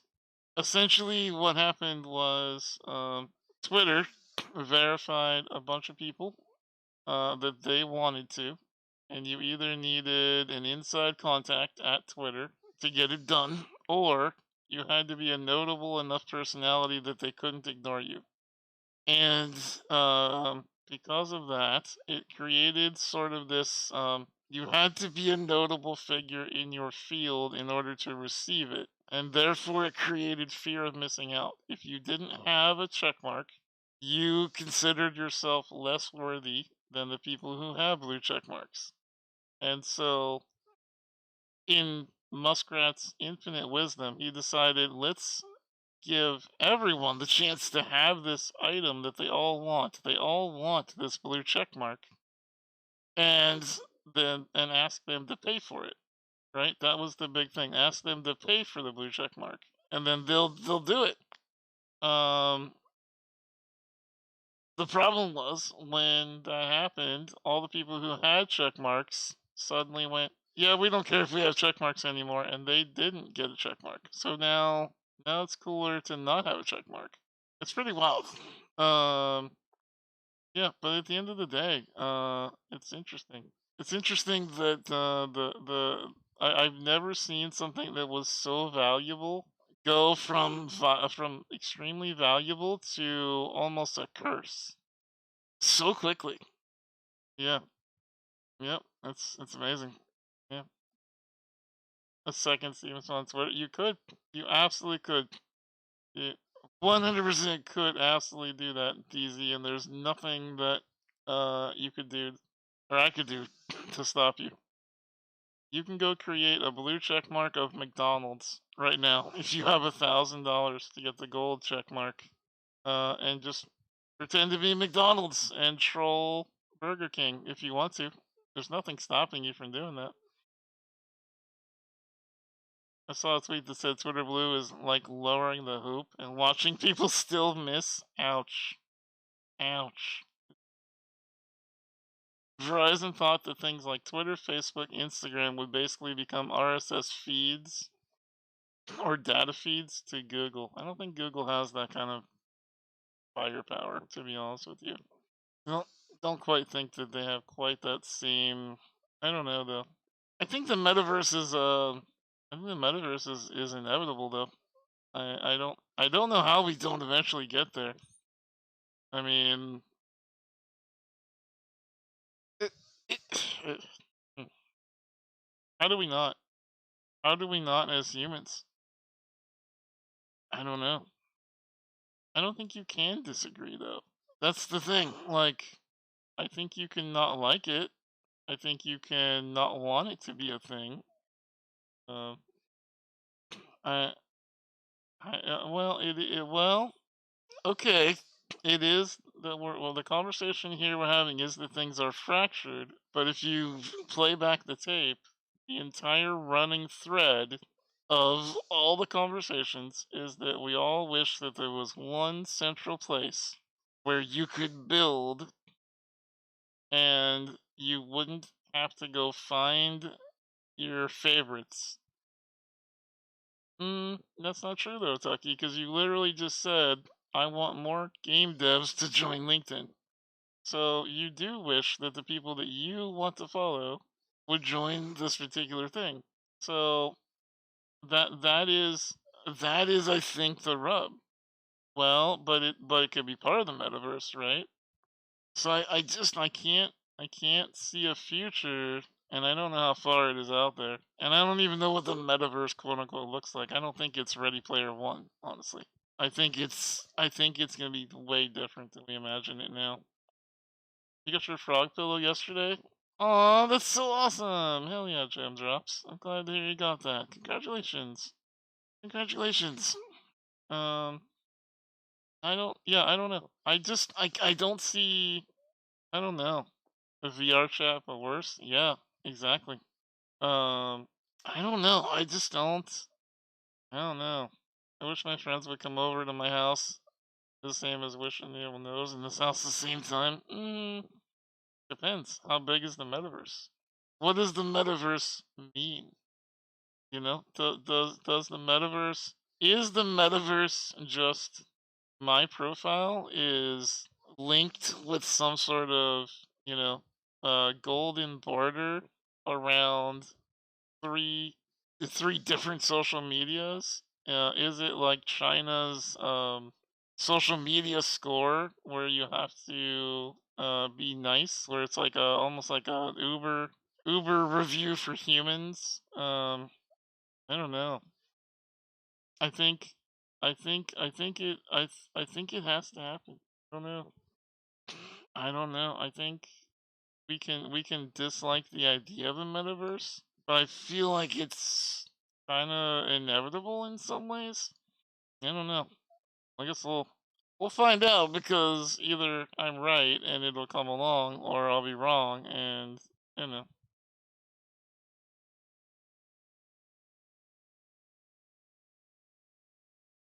An inaccurate portrayal of what I said. Well, what I'm saying is you're asking for the same things as a metaverse, right? It's not liking the metaverse, but it's also at the same time wanting people to be able to all talk in a place, right?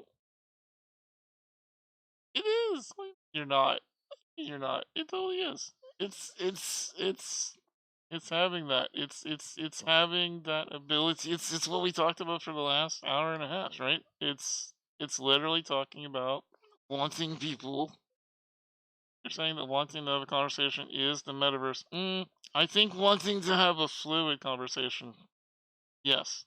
I think it depends. If you want things to be siloed, if you want people to be siloed into like different areas like they are now, Twitter over here, TikTok over there, then I don't think you want the metaverse. If you want to be able to just collect all of the people that you want in one website or whatever it is that you log on to, I think that kind of is the metaverse. I think that's kind of what Google is trying to do. I don't know. Google's also wild. Like, and then Microsoft, maybe Microsoft ends up doing it. Have you seen what Microsoft is doing with the Work Suite? What's it called? Work Suite 365 or whatever? I don't know. That's why Silo's like, Mastodon will never compare to the big boys. Exactly.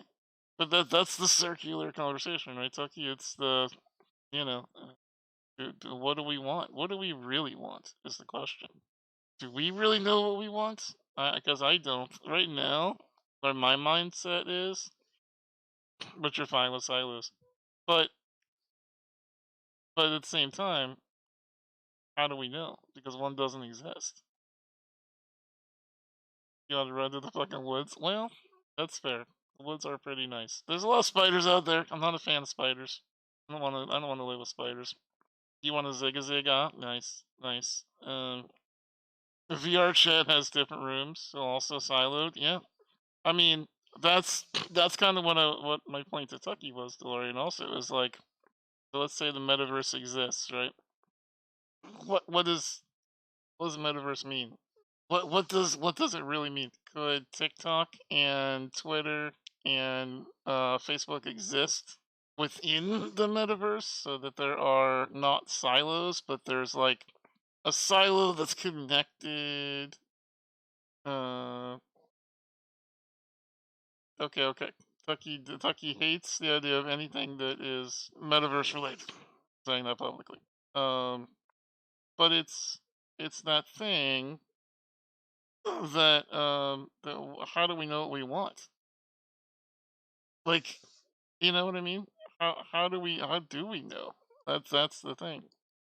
It's such an interesting such an interesting conversation though. Like, you know, even at this, like, if you roll back the video and all the text, like, you'll see like the conversation is so windy, you know? I don't know.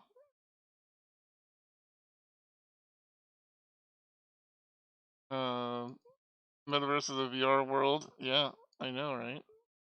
Uh, it's like Ready Player One or Wally on the big screen. Like, we could we actually get to Wally level? That's scary. Like, I wouldn't want to think we could get there, right? I do think like it has to. I don't know. I don't think it has to get to Wally level, but I think like some kind of overarching, I don't know, with AI coming in. I don't know. It feels to me like it is a thing. I don't know. Bye, Dougie. Uh, Good night, Rap. I think I think it'll be interesting to see where things go though. I think there's a lot of room for what will eventually happen. So I don't know. It's an interesting subject. It's also fun to just talk about because there's so many different desires in what we want. And that to me is just, I don't know, interesting. Being an adult is overrated. It is. I highly advise you not be an adult at any point. There's a book called The Circle. It's an offshoot of a sequel called The Every that embodies the idea of a metaverse to an extreme. Think beyond social media, as every aspect of your life is recorded, and opting out is seen as restricting the sharing of information. Interesting. It sounds like a fascinating concept. I don't know. Like, if AI is going to take care of humans while we are alive in different technology world, unless the guy took a shower in the metaverse, right? Yeah, I don't know. Like I said, to me, it's interesting in that I don't think that we can possibly know what we would want until it appears, and then at that point, would we actually be able to recognize it, right? Like, once we have it, would we no longer want it? Well, you know, is the desire to have a Twitter-esque social media where everybody can follow anybody at any time they want, and not be siloed, the same thing as not wanting your LinkedIn to be connected to your Twitter posts? It. I don't know. I don't know how you answer those questions or conquer those topics. Uh, I don't know. It's an interesting round and round you go. But the AI has to have something to do with it. Eventually, will trolls still be a thing? You know, will trolls still be something that even exists in 10 years? Will you be able to troll? Because your identity, your social security number is attached to what you're saying. I don't know. I don't know. I don't know. Interesting. Could be a wild couple of years, especially with the advancements in AI. The advancements in AI are coming fast and furious, and they're not going to stop anytime soon. So will they change things to where we just have AI in our lives every single day, whether we want them or not, and that's just how they exist? I don't know.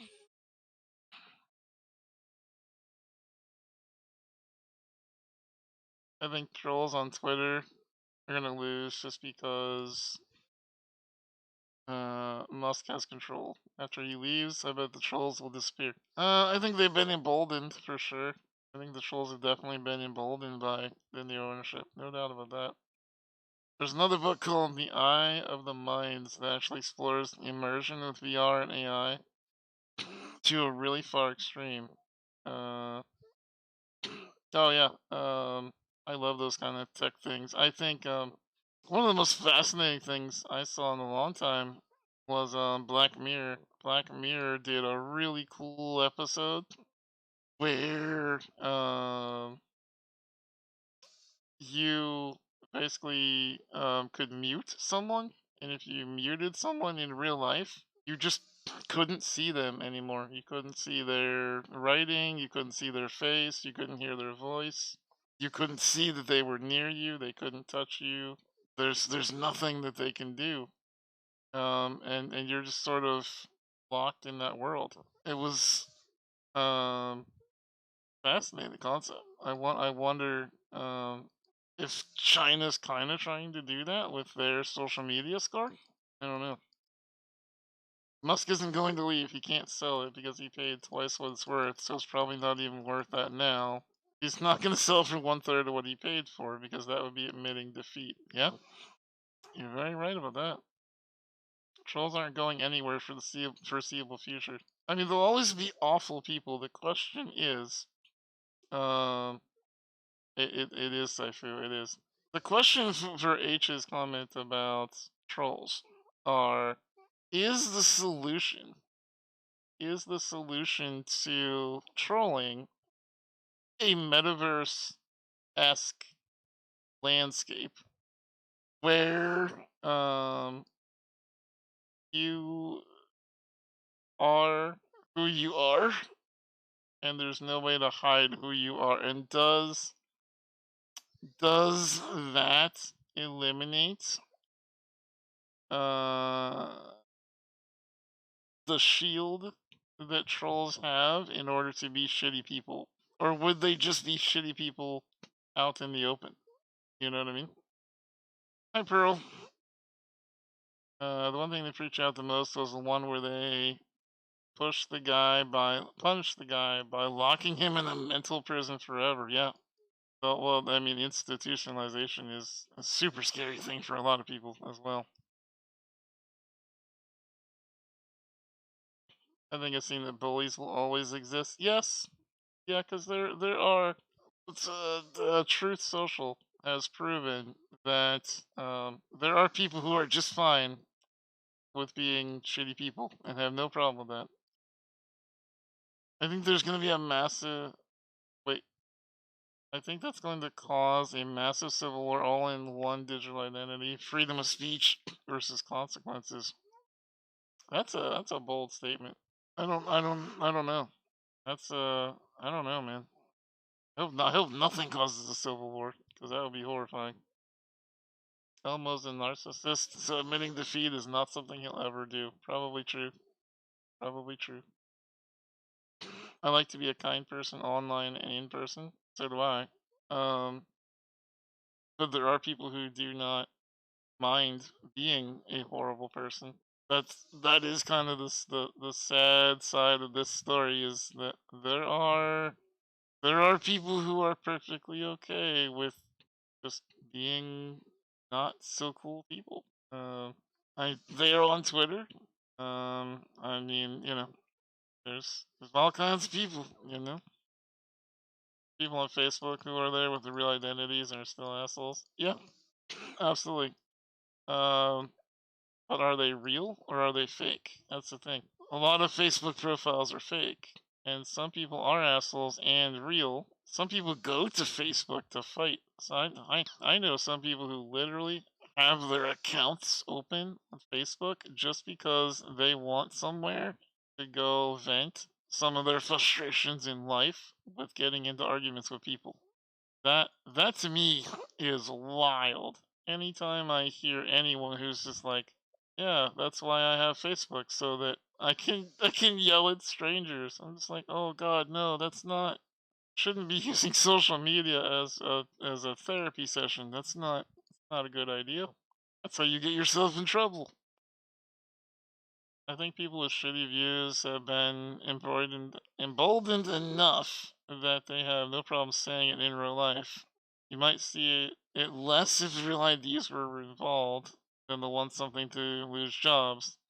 Well, that's also an interesting point as well, Venom, because we have seen that a couple of times, right? Where, the person who works for the tire company says that Nazis aren't so bad, and then they lose their job because, the company doesn't want to be associated with someone who would say that out loud. But is that same company okay with someone flying a rebel flag? I don't know. It's interesting where they draw those lines. But are there consequences? In every aspect of your life isn't tied to one identity. There's suddenly consequences for everything you say. You could lose your job, get sued, someone track you down, yeah, and attack you. Exactly. Is that what the metaverse would be? Is that what one identity would be? What are the safety protocols? How do you keep people safe in that environment? When I piss somebody off because I'm so good at video games and they can't beat me at Dead by Daylight or something, what's to stop them from finding where I live if all that information is tied together? You know what I mean? Who knows? Who knows? I think I have some family members who do that on Facebook because the later on you see them, they just go off to Facebook jail. Yeah, Facebook jail is quite an interesting concept. Doesn't even seem to have a rhyme or reason. Just sometimes people just end up in Facebook jail because they said the wrong thing at the wrong time. It's interesting. An interesting world. If there's anything we trust not to do dubious shit with our info, it's Facebook. Oh yeah, yeah, definitely trust Facebook for sure. Everybody, 100% on that one. Yeah, yeah, yeah. Definitely trust Facebook. I don't know. At the end of the day, what are we gonna do, right? Like, you can't get away from social media. We can't even agree on the same points on what we want out of social media, and maybe that's why there's so many different versions of social media, right? Because everyone wants something different out of it. It means something different. Have we submitted our claim forms, right, Valley Cakes? Right? I think that's what made Twitter great, honestly. I think I think that's what made Twitter great. Is Twitter was able to appeal to massive differences in audiences.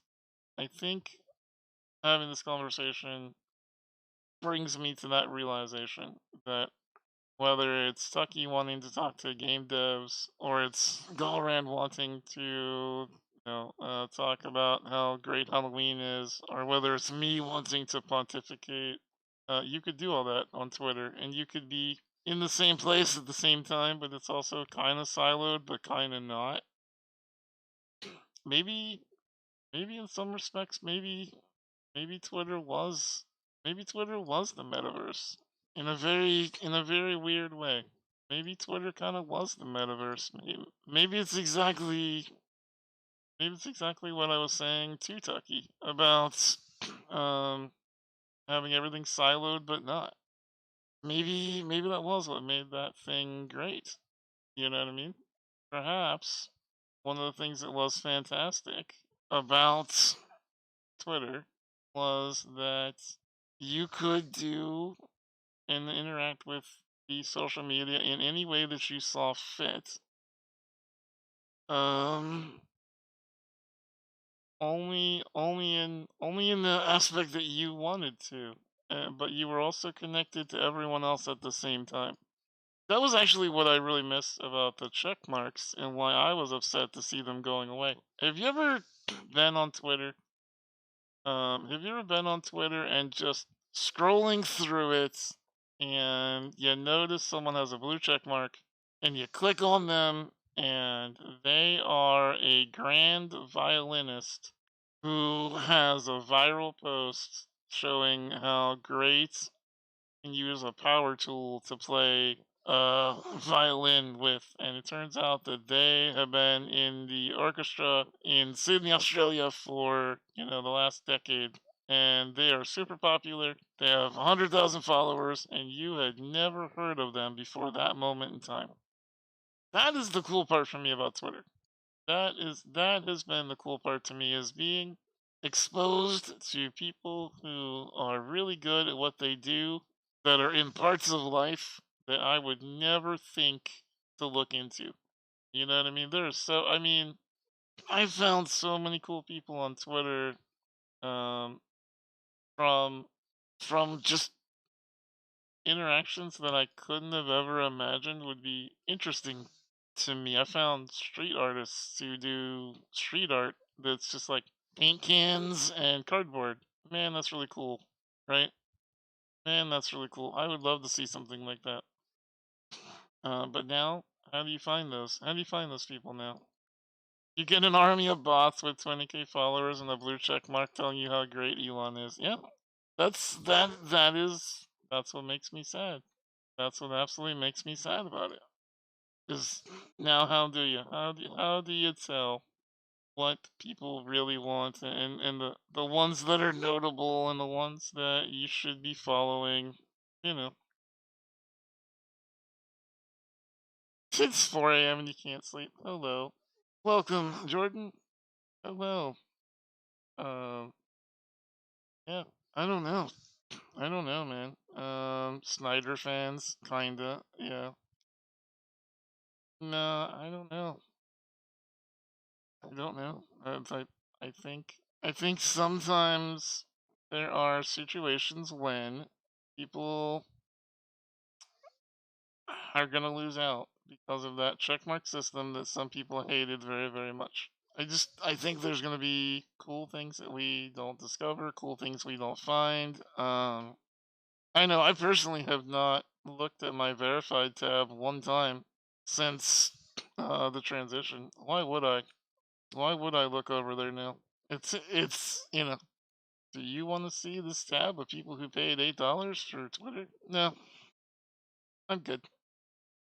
Yeah, and so I think that's an interesting thing that's happening on social media, is watching where people move. Will they just reduce their time? One of my coworkers just repeatedly talks about how he and his circles just don't spend as much time on social media anymore, like they're doing hobbies, and like not being online, not being plugged in so much.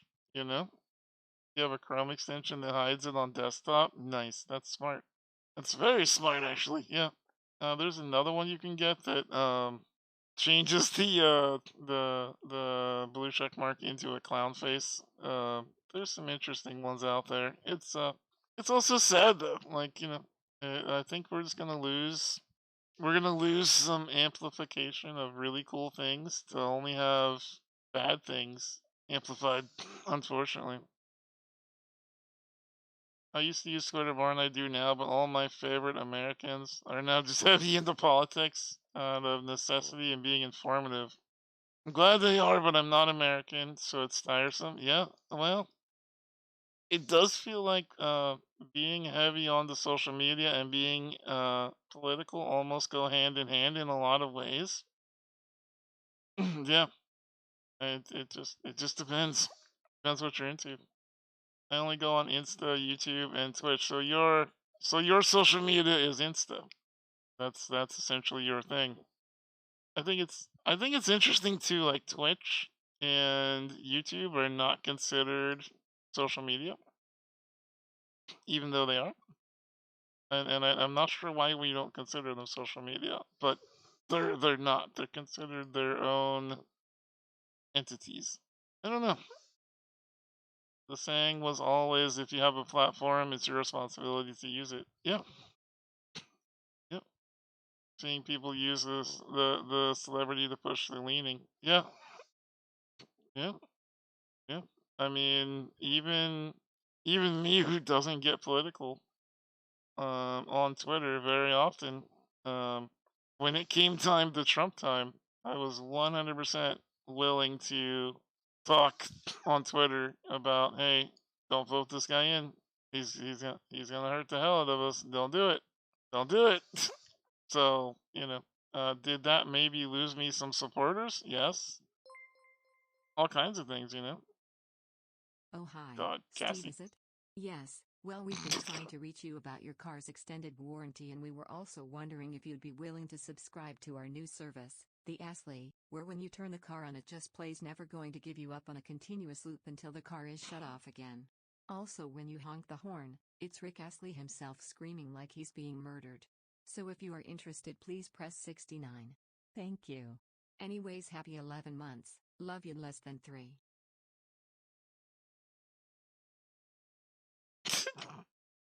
Good God, Cassie. I've been putting up with your shenanigans for almost a year.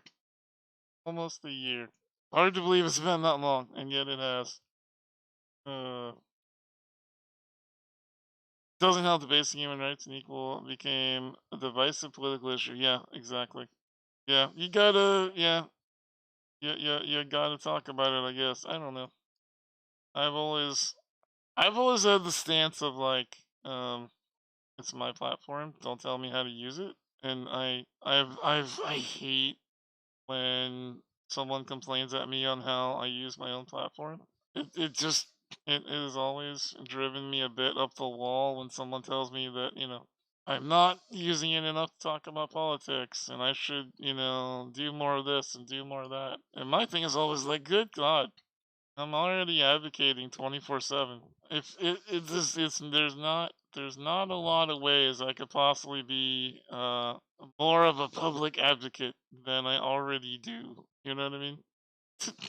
I'm not using Twitch, right? I mean, you can ask the mods, Saifu. There have been people who have come into my channel to tell me that I'm not using my own Twitch channel in the right way. One time I had someone mad at me because I was not using Twitch to feature disabled gamers. And I was like, but I am one.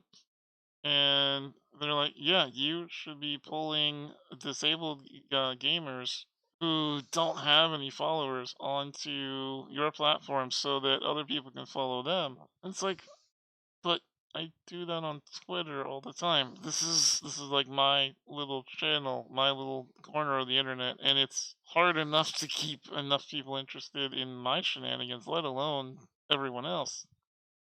And it's always interesting when people just don't think you're doing enough when you already feel like you're bleeding yourself dry. That has to be, do those same people go to Shroud and say, you know what, Shroud? You're not doing enough to just bring other people on who really like first person shooters and get them to play games and then give them viewers. No, because why would he's an entertainer. So no, they don't say that to him. It's weird. It's weird being known as an advocate because if you don't advocate 24/7 in every aspect of your life, somebody has a problem with you that you're not doing enough. It's a bit of a Kobayashi Maru. It's a bit of an unwinnable paradigm sometimes. There there are just some interesting people on Twitch like that. Oh, I believe it. Boundaries are neat and people should try them more often. Yeah, no, boundaries is not it's not a thing. That was actually one of the highest things I was worried about for the gala. Was I was worried how many boundaries would be broken. Pleasantly surprised. There was not a lot of boundaries crossed at the gala. There was a couple of people who were a little excessive in their going after people, and a little bit of not knowing when to not continue to follow someone around. That was something that a couple of creators had talked about, which is, unfortunate. But I think everyone has that problem. There was no one for you to ban. Yeah, I'm sorry that there was no one there who flopped their dick out, so you could ban them. That is sad. I'm sad about that for you. Yeah. Galron gifted a tier 1 sub to Daddy Tentacles. They have given Thank you, Galran. 1,197 gift subs in the channel. Trying to please everyone is a losing proposition. It is Valley Cakes, and yet I tried to do it. It's disheartening to see how much is expected of advocates. Yeah, it is. Yeah, it's hard because you you are expected, like, the what is expected of you is always taller than everyone else. What does this button do? That actually sends a kitten to your house if you push that button. It's not asterisk. There's no kitten.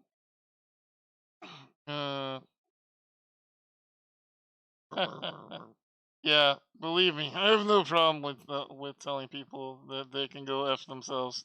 That's not a problem I've ever had. That's for sure. Thanks for the bits. I just wandered You're a around real and checked in to sweetheart. see what we were talking about every so Know that. often. Yeah, I mean that's appropriate. That's the way we should do things, right? Fun fact on my foster kittens.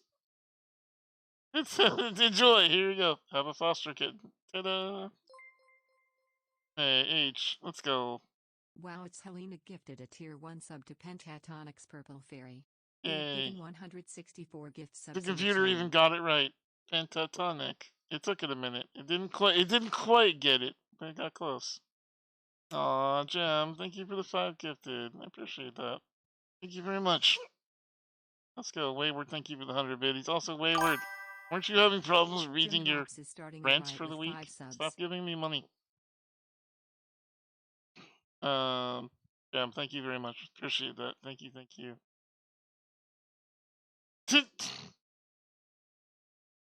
Oh my gosh. Galran, please. Galran, help. My gosh. Yeah, no, it's I don't know, man. I think mm,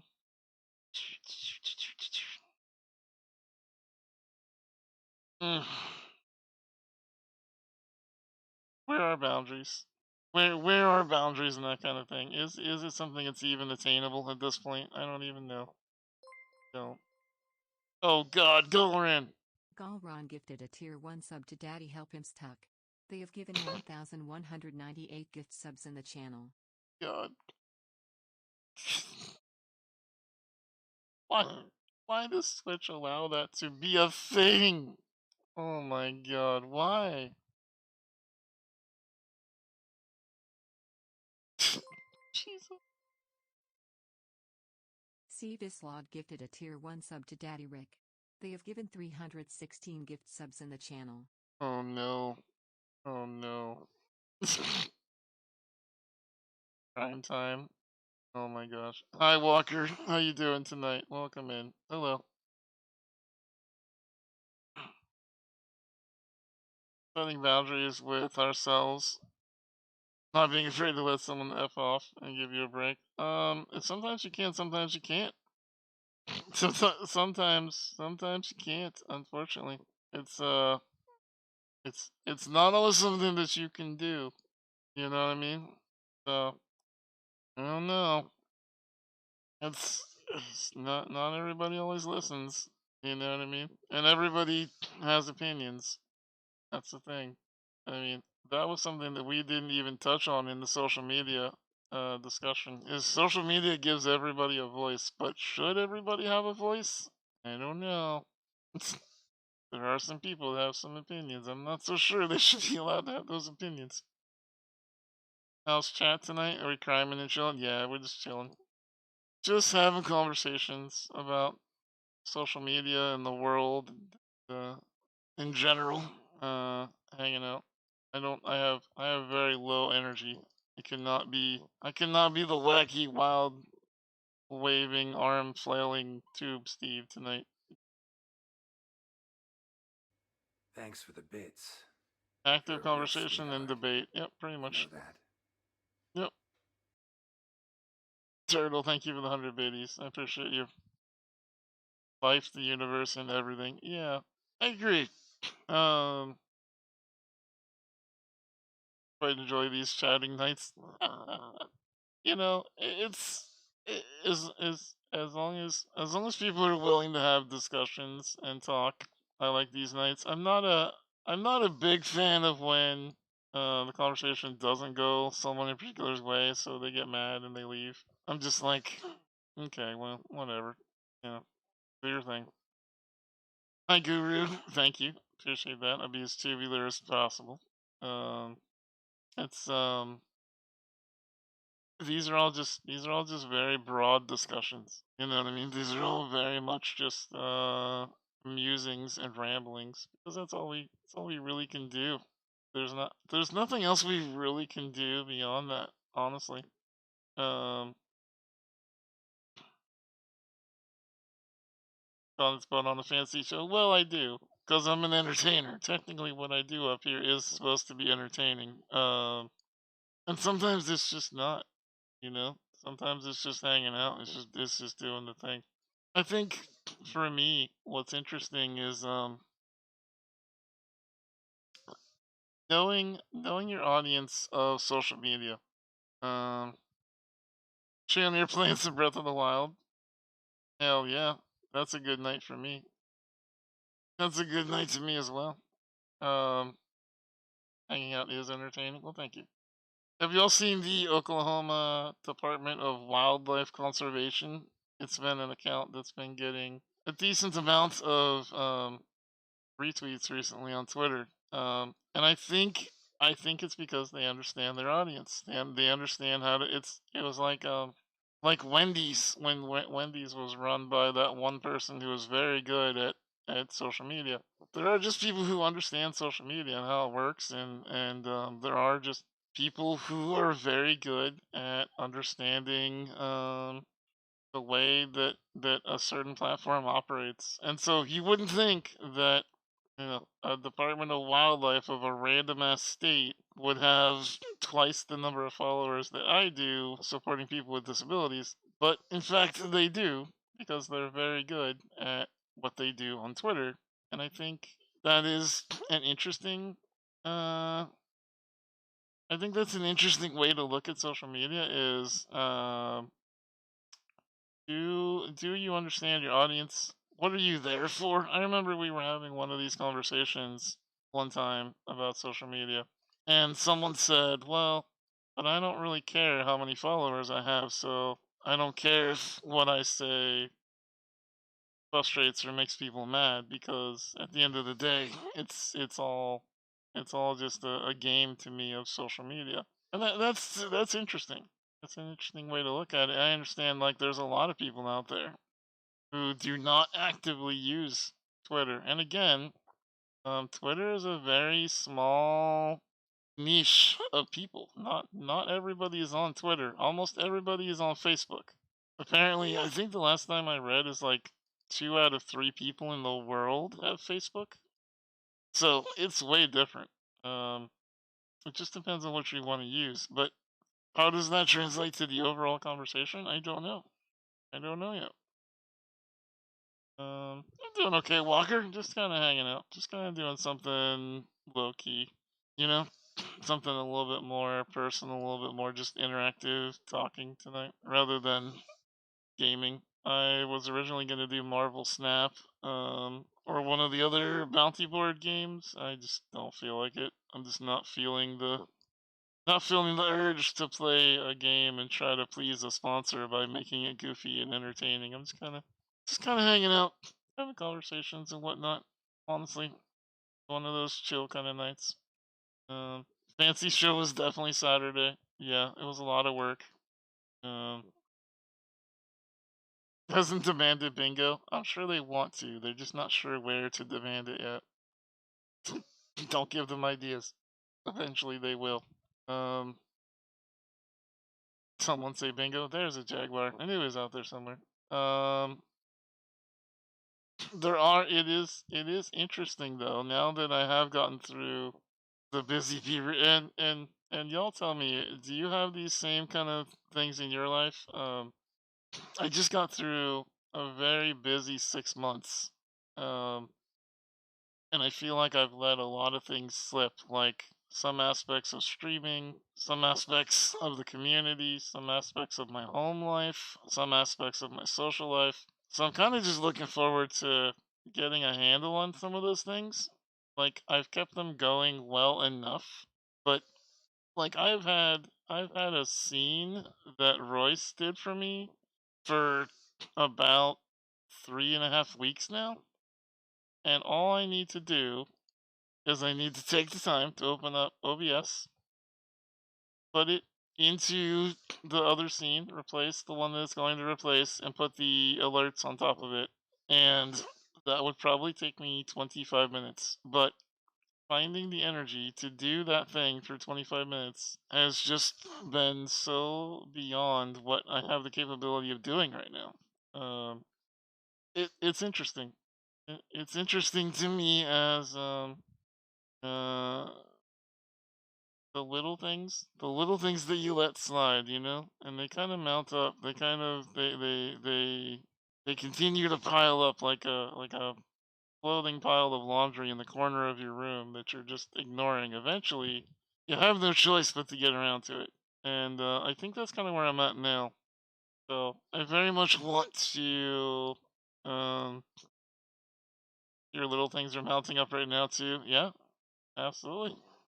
I get it. I 100% get it. That's where I'm at. Where I'm like, I have to turn my attention back to the small things. I have to not give work 150% of my soul for a while so that I can recalibrate. Um, I found that towards the end of my time, so basically in April, chat, so a lot of what Steve's world has been like, it was going to work, sleeping for about 4.5 hours, going to work again, doing that, doing some medical stuff, working on more work, getting a brief, usually hour nap, and then getting up and going back to work again. Because I work here and I also work at Able Gamers. So it's, and that was my life. Is not a lot of downtime, and then when I did have downtime, I had so little energy that it was just like playing a game just to keep my sanity alive. That does not sound ideal. It is not. It is not, Squirt. It is not. It is not. Um, it's that burnout phase, my friends. It's that if you are somebody who deeply cares about something and you put your all into it, there is a danger that you burn yourself so bright that you burn out. And I think I'm close to that right now. I've been there a lot lately, just too tired to do anything important. I feel like real life is being impacted. I just want to vegetate and mindlessly watch some TV or something. That would be very cool to do that. I gotta admit, that would be very cool. I have not gotten to watch Picard yet. I've been wanting to watch Picard. Later wish. I haven't really had a chance to do a lot of those things. I'm really looking forward to that. I'm looking forward to the mod house. To doing the thing with the mods. I'm looking forward to doing the Gale thing with words on stream. Looking forward to catching up on some promises of things that we have been wanting to do forever. Poor Wayward, not Wish's favorite. I don't know. It may sound silly, but I'm, I, I am at the point where I am looking forward to getting some of those ducks in a row. I don't know. Does that make sense to anyone else? Do you ever get to a point in your life where you have realized that your ducks are just wandering all over the street and you just want to like take some time to just go find them and bring them back and get them into the row? You know that eventually they'll wander off again and you'll have to go retrieve them again. But you know, you're just you're just kind of your ducks are akimbo. Yeah, exactly. I that's where I feel like I'm at right now. Like I just want to bring my ducks back. You know. Yeah, you too, glitter baby. Yeah, yeah. Well, you know. Yeah,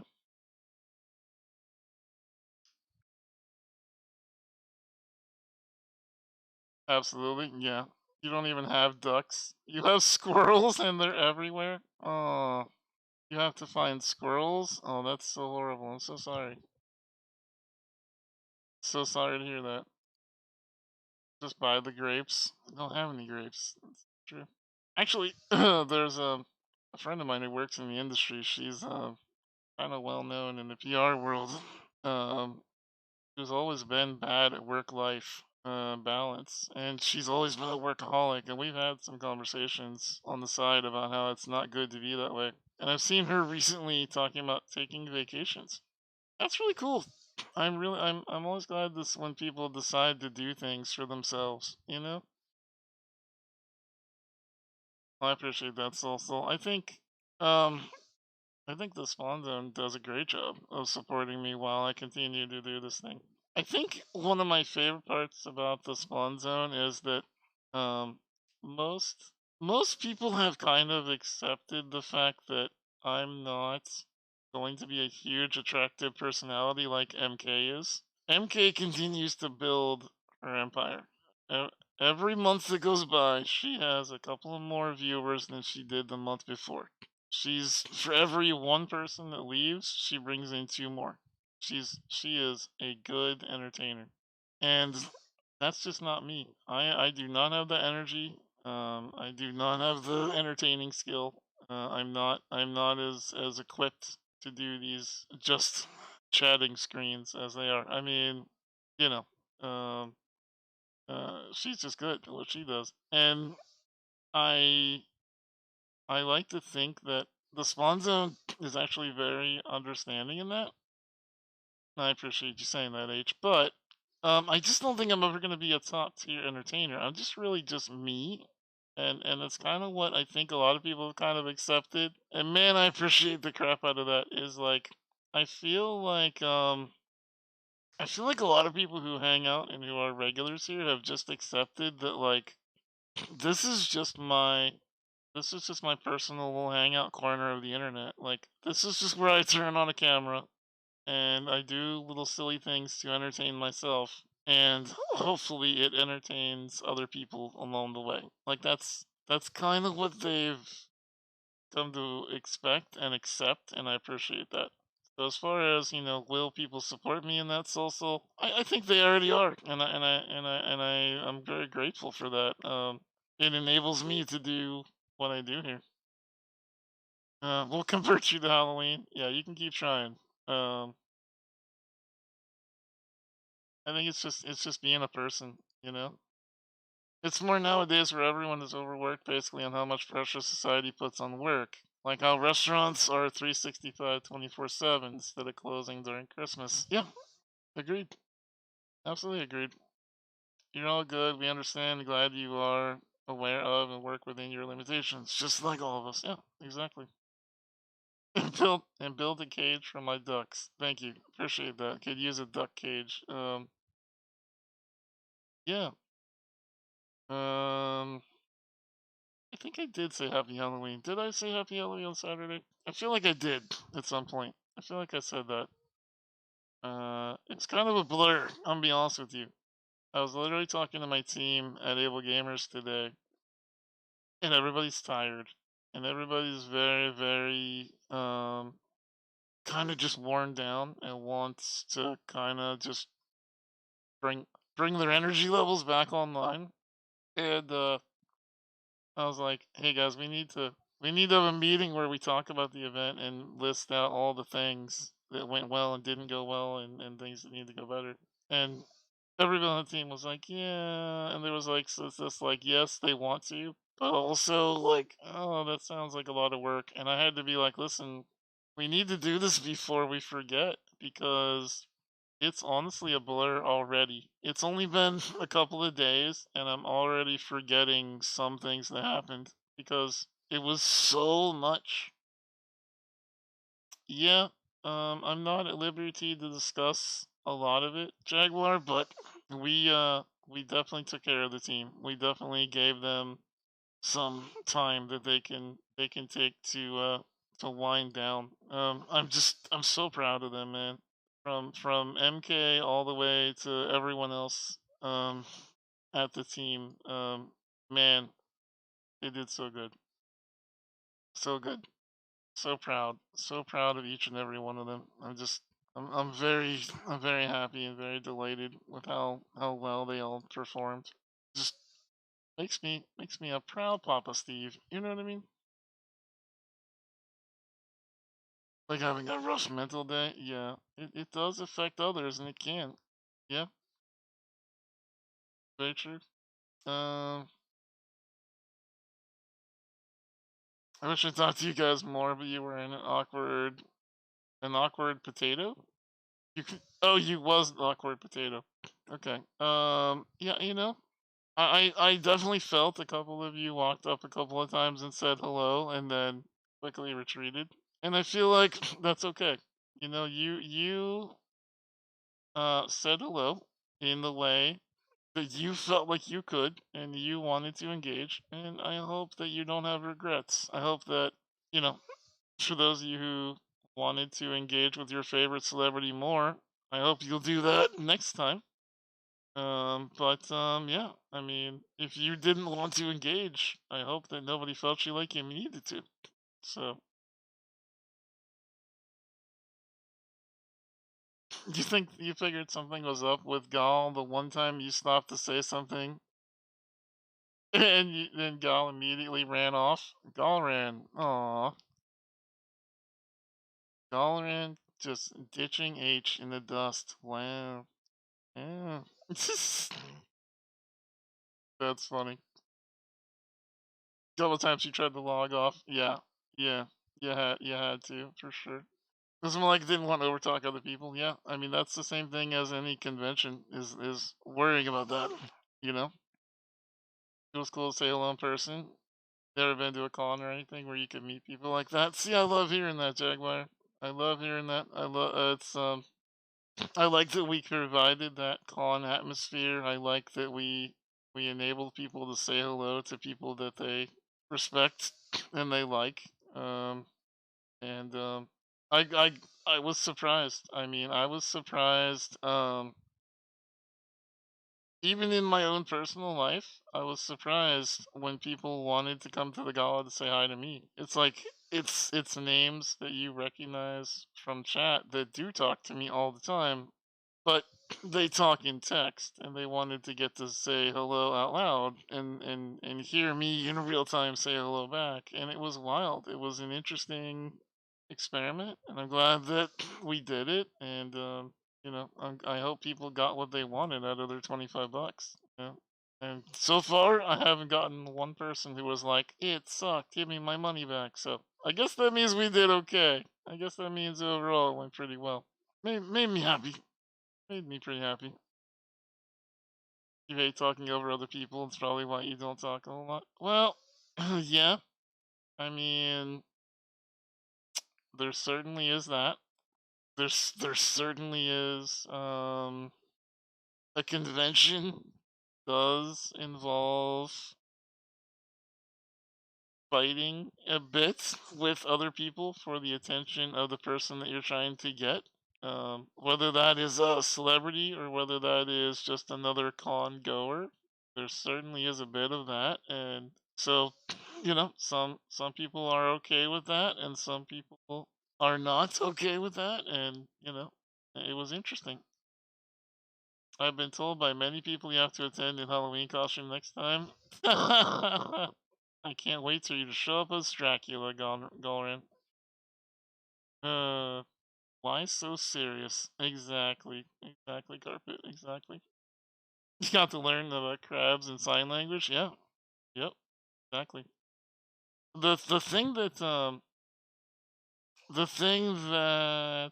I very much enjoyed was uh the I don't want to say potting, but there were definitely like little groups of people at the convention. I thought was really cool. It was really neat that little Simsy was on the property and doing her thing and having people come up and say hello to her in her area of the convention almost for 2 hours before I even knew that she was on the property. I didn't even know that she didn't come say hi to me. She didn't find me. She was just doing her own thing. She was being a virtual celebrity in a virtual place. And I thought, that is so cool. That is so cool that, like, I said hello to Nega, like, twice. I hung out with Bruce for a little bit. But it was a lot. Ryan, I goofed around with him for a little bit, but it was like I didn't feel like I had to stay with any one group. I felt like everyone was pretty self-sufficient, and I was able to kind of run around. That was kind of nice. It's kind of nice. I definitely think I'll try with my cam and mic next year. Yeah, it's interesting you say that, Soul, because that was something that I got feedback about, was that people really enjoyed that they could either engage with text, they could engage with just their microphone, or they could engage with both their headset and their mic and their camera and talk and type if they want to. Like, I think letting people engage in their own terms is very cool. I also saw several people that said that they enjoyed uh um uh being able to go to the convention and then immediately jump back into their real life. Like they enjoyed like not having to surrender an entire week of their lives to go to a convention. Like that seemed kind of cool as well. Just the fact that people could um enjoy themselves and then you know hand back over their lives to everyday activities. Nice. You could log off. I was for those of you who were there. Not having to take a plane is good. Yeah. For those of you who were there, um, I kept making a joke, and I think people thought I was kind of being normal Steve, edgy humor kind of thing. But like someone said to me, "Hey, what if I get into an awkward conversation? What do I do?" And I said, "Alt F4." And they laughed because I'm okay. I'm kind of funny sometimes, right? Um, but also it was a joke that was also kind of serious because it was like if you if you really get into an awkward conversation and you really didn't want to be there, unlike real life, you could just hit the little red X. You could just leave. You can literally pretend like you had internet trouble or computer trouble or just flat out be like, I'm tired of you and I just left kind of trouble. And that to me it was like, oh my god, chat, if you have you ever been in a situation at any time in your life where you were just like, I wish I had an eject button on this conversation? That provided it for you. That was like if you wanted to just get out of the conversation, you literally could just be like, all right, well, I've got to go, and hold down the G button and just walk away, and there's nothing they could do to stop you. Like that's great. It's way different than in real life where it's like you stand there, you're like, kind of awkward. I don't know what to do. You wish you had that option in real life, right? Yeah. I mean, I'm just gonna be nice to myself for a minute. I'm fairly charismatic. And even I, if you catch me in real life, I am very bad at ending conversations.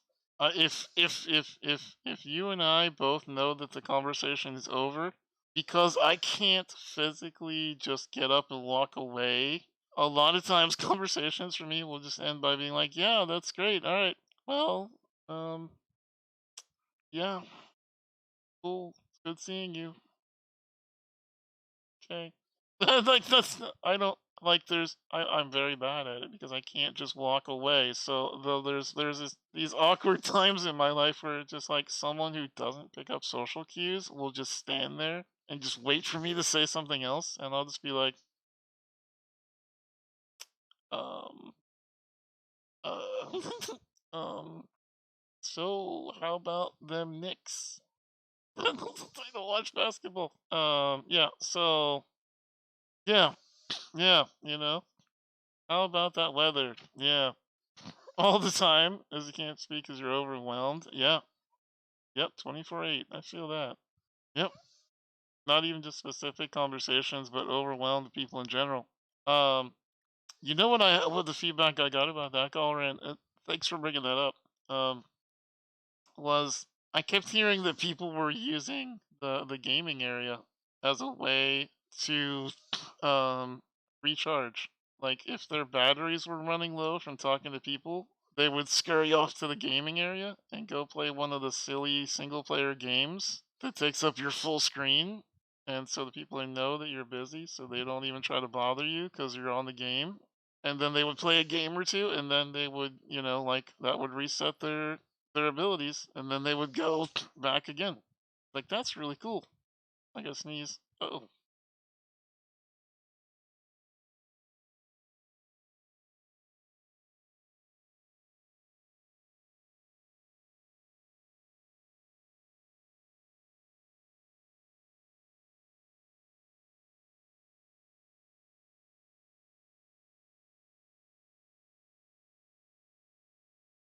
thank you, Chet. That's ingenious. That's genius. Yeah, exactly. That was robot unicorn attack, and I was so happy. Yeah, right.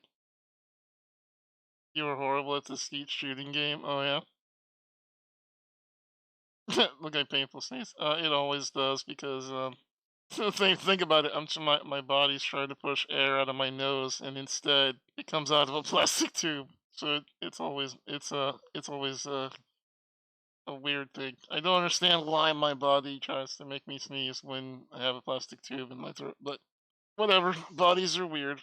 Um, Neither here nor there. Yeah, that was one of the things I got feedback on. Was people just doing games as a way to recharge. Because I mean, at the end of the day, we're gamers, right? Like oh god, Galaran. Um, we're gamers, right? Like gaming gives us energy. Gaming is a connection point. Gaming is, a way that we can connect together and enjoy um a common hobby, right? And I think that's just beautiful. I think that is a fantastic way to recharge your energy. I think it's great. Um, highly recommend that as a way for next year. If you find that you're just running out of energy, just go and play a game. I don't know if people do that because I can't access games when I'm like at PAX. I don't know if people do that. I don't know if is that a thing that people do at PAX? Do they get tired of talking to people and just go play a game at one of the lines or wait in line to play a game or something like that? Like I don't know. It's not something that has ever been brought up to me before. So, yeah. Um, you think the long lines of pack make it so games aren't really an escape? That's kind of what I was thinking. Yeah, yeah. If you want an enemy to recharge, just plug them into a game. Yeah, right. They tend to cause more frustration. Yeah. Well, and I think that's why I won't ever. I think it's why I won't ever just turn it into a convention like that. But Something like it, maybe. Didn't buy a ticket this year because I really only had a couple of hours. It was gonna happen next year, and I have the day off until I purchase a ticket. It seemed amazing, and the live stream of it was awesome. I think, yeah, as an enforcer, I'll go to the console free play and check out a game. See, that's smart, Nevermore. That's smart. Smart. I think, and also I want to do a better job next year of showing off who the enforcers were. I want to make sure that, like, for example, Anonymous was walking around and was an enforcer, but did anybody feel intimidated by him so they didn't flop out their wiener or whatnot? No, probably not. They probably had no idea that he was an enforcer. So we got to figure out, you know, PAX does it by putting vests on people to let people know that they should be worried, right? And not act a fool around those people. Yeah, we need something. We need something in that vein, you know. Definitely have to figure that out for next year. Ashamed to misbehave in Mousie's presence? Yet. To buy a vest. Yes. Buy a vest. It's a good idea. Darn good idea. Speaking of, that's one of my ducks. I swear to God, chat, I'm gonna do it. I'm gonna grab PV and I'm gonna go shopping. It's gonna happen. I'm gonna I'm gonna make that woman tell me how to dress myself in a way that does not make me look like a penguin that doesn't understand yarn, and get something. I know that was not a good example, but you get the point. That's what I'm gonna do. I'm gonna figure out how the whole thing should work. A special hat, a new hat, yeah, something. I don't know. I don't know what we'll do for next year. But to answer your question, at any rate, Kira, yes, there will be a next year. That has already been decided. We will do it again. There will be a year two. In 10 months, I will be complaining to you all that I am exacerbated beyond my current potential, and that I have no idea why I agreed to do it again. I can almost guarantee you, I would bet subs against myself that within the next 11 months, I will say to you, chat, why did I agree to do this again? I can almost guarantee it. But yet, I will do it again. The event seemed to go great based on what I saw from watching the channel. Yeah, it was really good. It was really good. It was fantastic. I think we also need to decide. We need to decide Twitch's role in the whole thing. You know, for example, lots of people didn't go this year because it was new, and it is something where we were trying to get people to want to go to it in future years, so it made sense to put it on the front page of Twitch. But if we put it on the front page of Twitch every year, will people purchase the tickets to go? Well, the idea is if you want to say hello to your favorite streamers, you will. But if you don't want that part of it, then, for example, if all you wanted to do was to see the show that Ninja Brian put on, why would you buy a ticket for $25 when we just put it on our free Twitch channel, right? So the question then becomes, is Brian there to get people to do donations? Is he there to get people to buy tickets? Or is he there to make it a good time? Right? So I think those are all questions we have to figure out. We have to figure out who's gonna attend, who's gonna go there. I don't know. So many things. There's so many things. I don't know. Gotta pull out the old pay-per-view trick.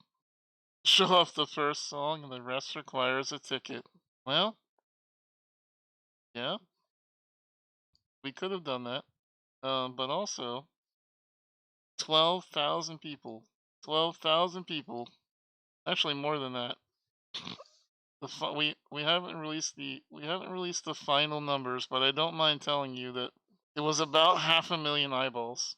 About 500,000 eyeballs saw Maggie and me on the front page, doing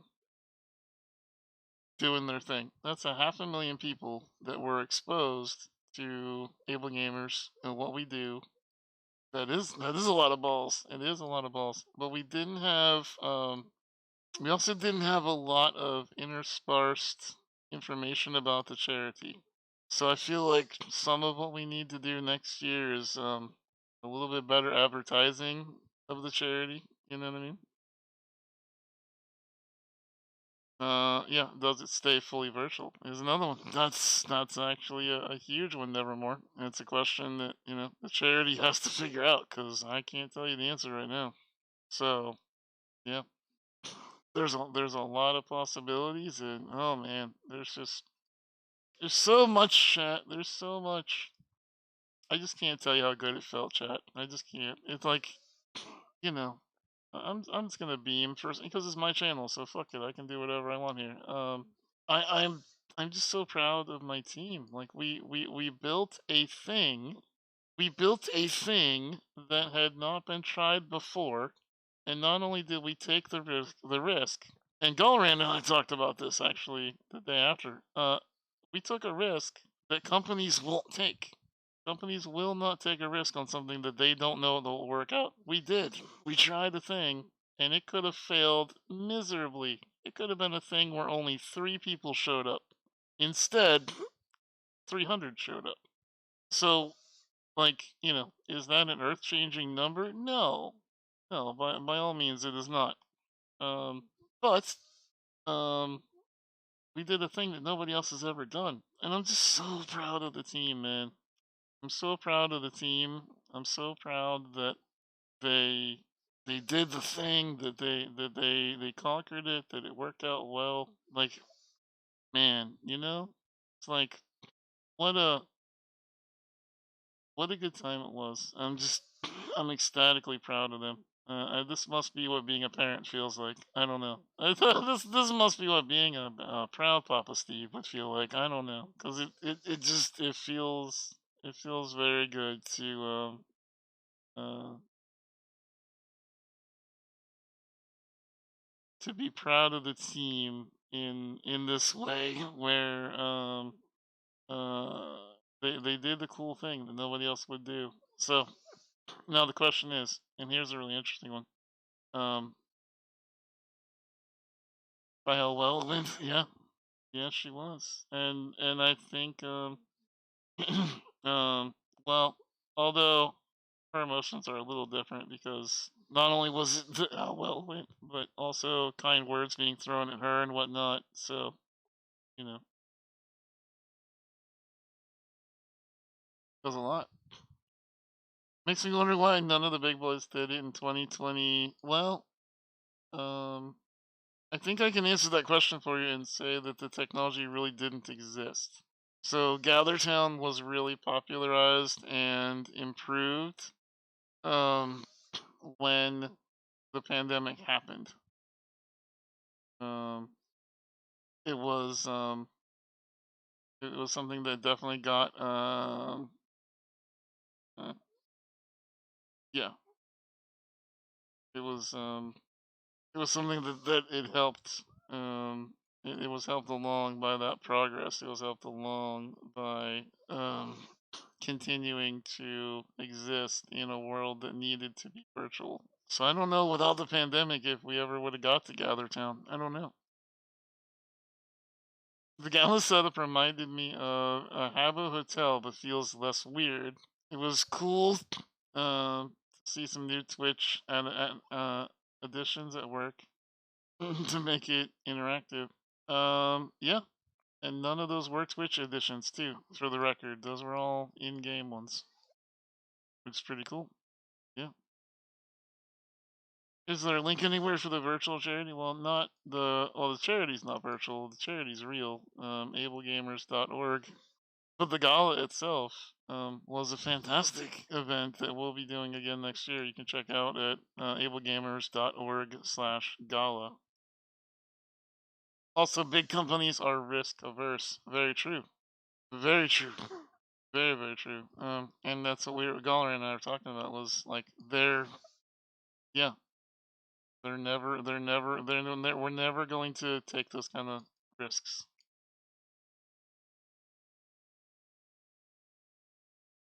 I think it's pretty cool though that you believe that Twitch is why they had those add-ons. That's pretty cool. That's pretty cool that we did that production level enough to make someone believe that it was a big organization like Twitch. That's pretty awesome to me. I would have expected E3 or Comic-Con to try something like that. So, let me think how to say this out loud without throwing shade. DreamHack actually used the same program that we used to do a convention, and it was widely not no shade thrown. I like DreamHack. I like them, and I like Torvin, who used to run DreamHack. But no tea, no shade. But it was largely considered not to have been as successful, and I think it's because DreamHack tried to make it very, very professional, and we tried to make it very, very fun. That was the difference. Is we set out to make people have a good time and support the charity accidentally while having a good time. So that's my that's my thoughts on that. Is it's I don't think that any of the other companies could have. I guess they just I don't know. I just think that the other companies just they didn't have the same leeway that the charity did, because let's say that it didn't work, right? Let's say the gala had not worked and people had not had a good time and didn't enjoy, everything that was going on there. But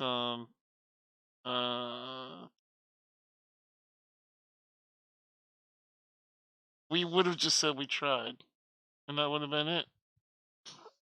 That would have just been it. So I don't think other companies have that latitude. I don't think they can make that same like, if this doesn't work, oh well, we tried, which is kind of the advantage that that my charity has, is that we can try cool things and see if people like them. And I'm just happy people like them. I don't know. I don't have anything smart or profound to say about it, to be honest with you. I don't. It's just it was just different, and it was fun, and I'm glad we did it, and I look forward to figuring out other cool things that we can do. I like doing new things. I think it's fun. Get first to 11 to play. Yeah, sure. Yeah. You don't have shareholders. We have the best kind of shareholders. Able Gamers has donors, and donors just want to see their money used to make the people that they care about have better lives. And that event that we did on Saturday made people's lives better. And every donor that I've talked to has said that they were happy to have supported that. And that to me is the coolest shareholders. It makes me feel like I'm gonna make that a PowerPoint slide nevermore. It makes me feel like you've led me to what I'm gonna make a PowerPoint slide that say we have the coolest shareholders, because I don't have a board of shareholders that I have to keep happy. I just have people that I have to make proud that they gave $5 to it. It's such a privilege. We have anti-shareholders because they just want to give money to help others, not themselves. Yeah, you're not wrong. It kind of is it's an anti-hero, right? It's the anti-hero of the Marvel world. Donating to the right cause is the greatest feeling, even with no return. Exactly, sir. Exactly. And that should be, you know, oh, you know what? You know what? Now that I think about what Sir is saying, there is one thing that was disappointing to me. There's one thing that I was really proud of that nobody, and now that I'm saying it out loud, it doesn't count because anybody could be like, oh yeah, that was really cool. But I was really proud of the pictures with the chalk outlining what the person said in the donation room. Right? I was proud of that. Nobody said how cool that was. I'm kind of disappointed now that I'm thinking about it. I thought that was really cool. I'm gonna figure out how to do that again and make people like it. Darn it, because I thought that was really cool. I thought it was neat that we had pictures of people on the floor and little quotes from them underneath it that we had actually helped. I like that. Now that I'm thinking about it, that is the one thing I was disappointed that nobody picked up on. So that one I'm gonna do again. Let's figure out how to do it better. Figure out how to do it bigger and better next year. Yeah, yeah. There's always things like that we could do better. Yeah, for sure. Well,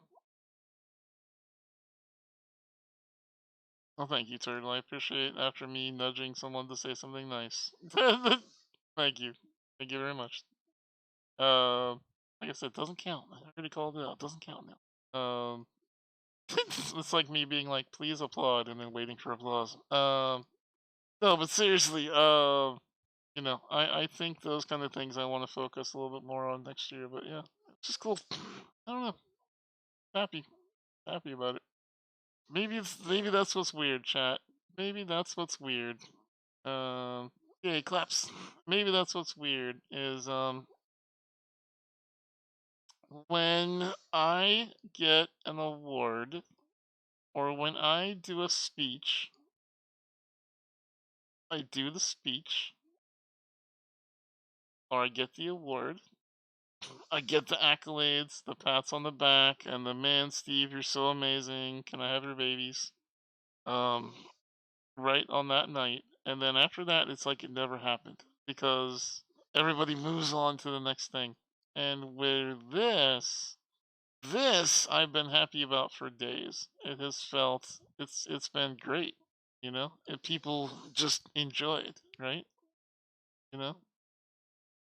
Don't burst my bubble, Cassie. Okay, one day someone's gonna say that to me. One day, and it's not gonna be John Reisinger again. Um, but yeah, um, yeah. I think that's part of it is just getting to be happy about something for a while. Like it just feels good.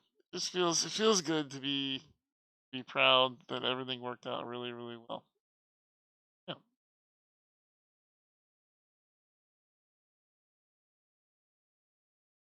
Maybe that's not guys. Well, you know, what happens between me and my Canadian guys, between me and the 200 people that were watching that night, you know. That's awesome. You should be happy about. Yeah, Nevermore. Yeah, I am. I am. It feels good. It does. I am. Yes. John Reisinger and I are having a child, and we're going to name it Squidward. Yes. Be great. Yep. You love me, but you're not having more babies. I don't actually want a baby. I just want someone to run up to me after a speech and yell, "That was amazing. Please have my babies." That's all. That's not asking much. Okay. I just want someone to love my speeches so much that why is it that rock stars get panties thrown on stage, but I've never had anyone like run up to a stage after I gave a talk and throw panties on stage, right? Damn it. Want that. Why do we not throw panties at our inspirational speakers? Darn it. You know? Son of a gun. Yeah. Cassie's new job. Oh God. When's my next speech? No, don't write that down. No. No. We can make that happen, right? That's gonna be the new thing. Just walk around anytime you're at an inspirational speech and just throw panties on stage. Doesn't have to be yours. You can be a guy, gal, non-binary pal. Just throw panties on the stage. Yep, just do it. Thank you. I appreciate that, chat. Yeah, thank you. But it has to be after I'm done doing a speech. You have to clap like Shia LaBeouf at the end of the Shia LaBeouf video, the really obnoxious slow clap, and then throw panties on the stage. Okay, that's the only way that works. Yep. Buy the cheapest one they've got and throw them at random people after speeches. Yes. Well, congratulations. We're now gonna get sued. I can't wait. It's gonna be fantastic. Spawn Zone underwear merchandise win. All right. Well, carpet. Start writing notes.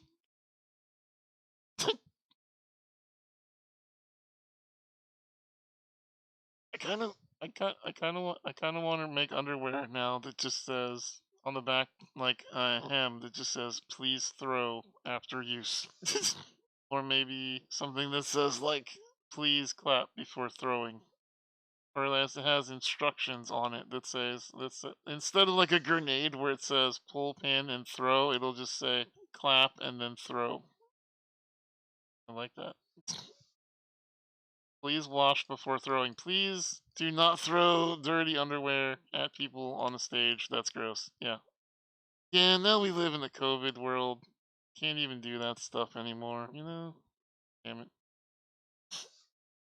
No, I'm definitely not selling anything that says please throw at Steve. No. Because then John will wear them and then throw them at me. And that's not something I want to have happen. Throw while clapping. Yes. Figure out how to throw these underwears while also simultaneously clapping. Please and thank. There's a market for that though? Probably. Yeah, probably. I got my my Glooby. For those of you who are Dr. Gulon fans, I got my Glooby. It's cool. One of the arms is sewn on backwards, but it's cool.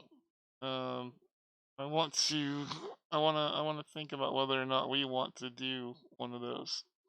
I still need to figure out whether or not we want to do that. Haven't decided yet.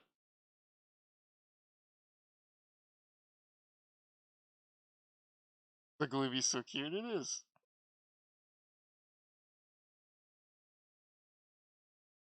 How did that happen? I don't know. And I don't know whether I should tell him or not either. I feel like I'd want someone to tell me, but also, do I want to? Is that intentional though? I don't know. I don't know that either, and that's why I'm not sure I should mention it. Except I don't want to be like, hey, just so you know, plushie company glued an arm on backwards. I don't. It doesn't. You know. I'm not sure. I don't know. Limited edition, yeah. Yeah, it's like a Beanie Baby, right? I got the one of a kind version of it. Yeah. Yeah.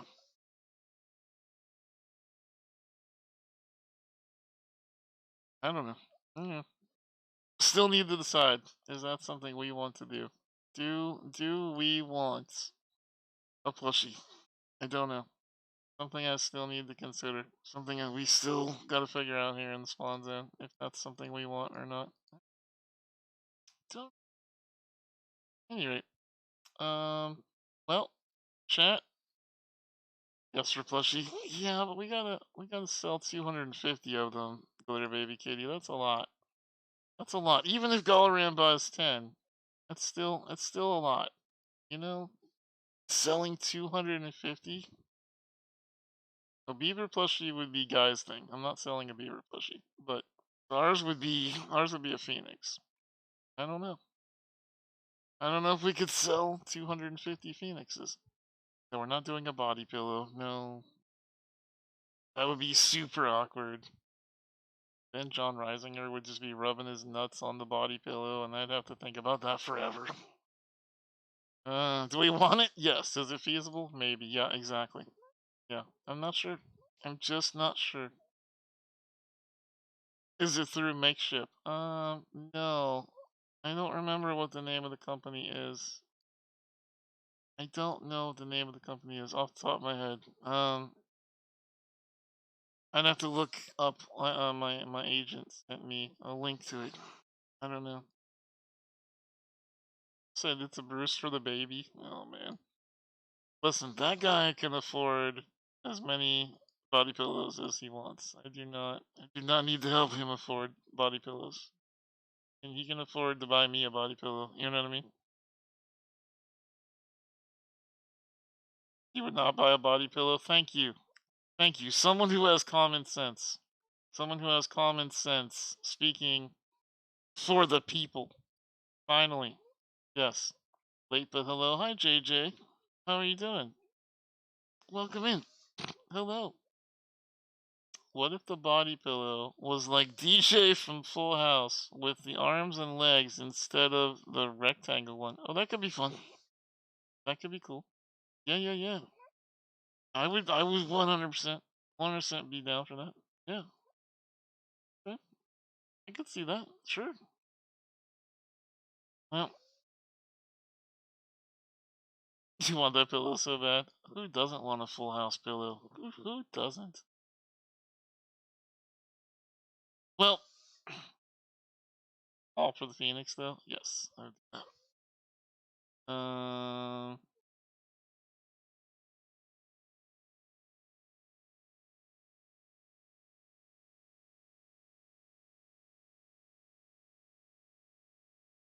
Well.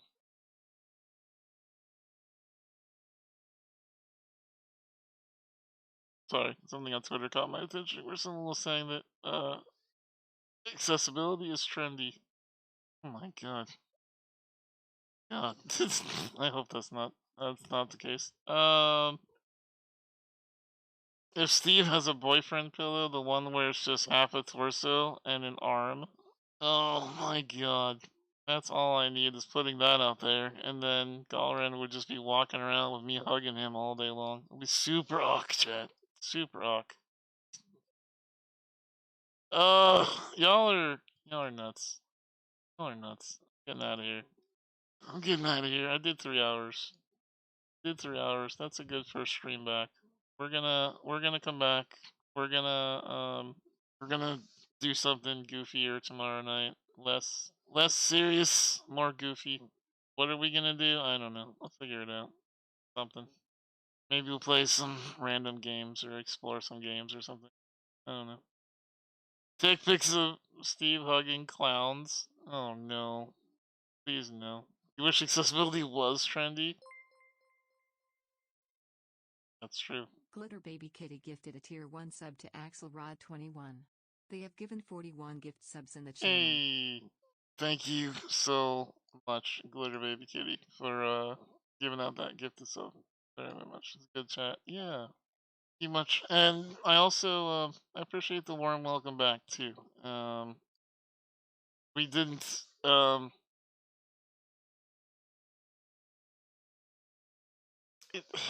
don't want to say it.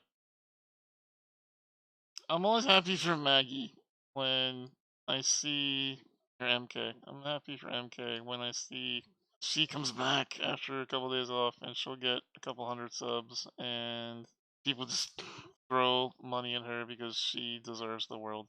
But it was kind of nice to just have a chill night. Like, I realized that I could have done the whole crime thing and we probably could have had high level hype trains and whatnot, but it was kind of nice to just chill. I don't know if that makes sense.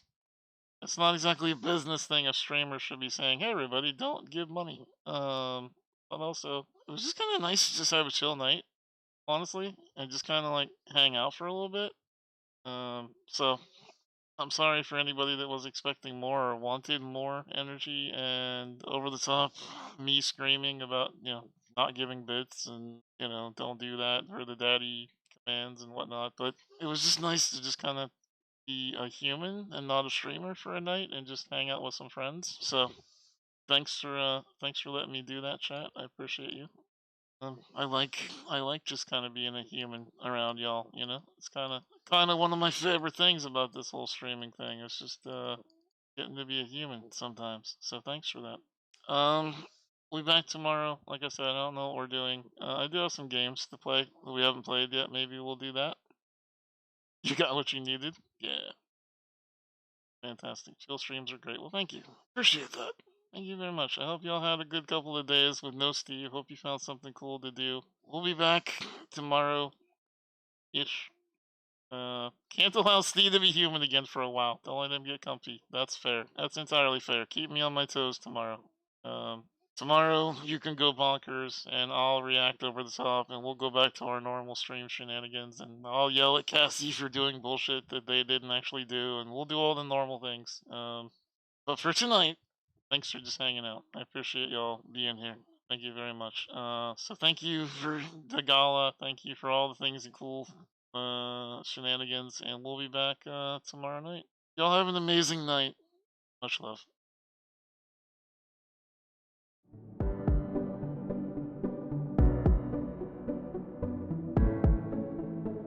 Forget all your fears. I'm standing right here next to you. Remember your dreams, no matter how hard it seems, you can get through. Why do you close your eyes? Why do you try to hide?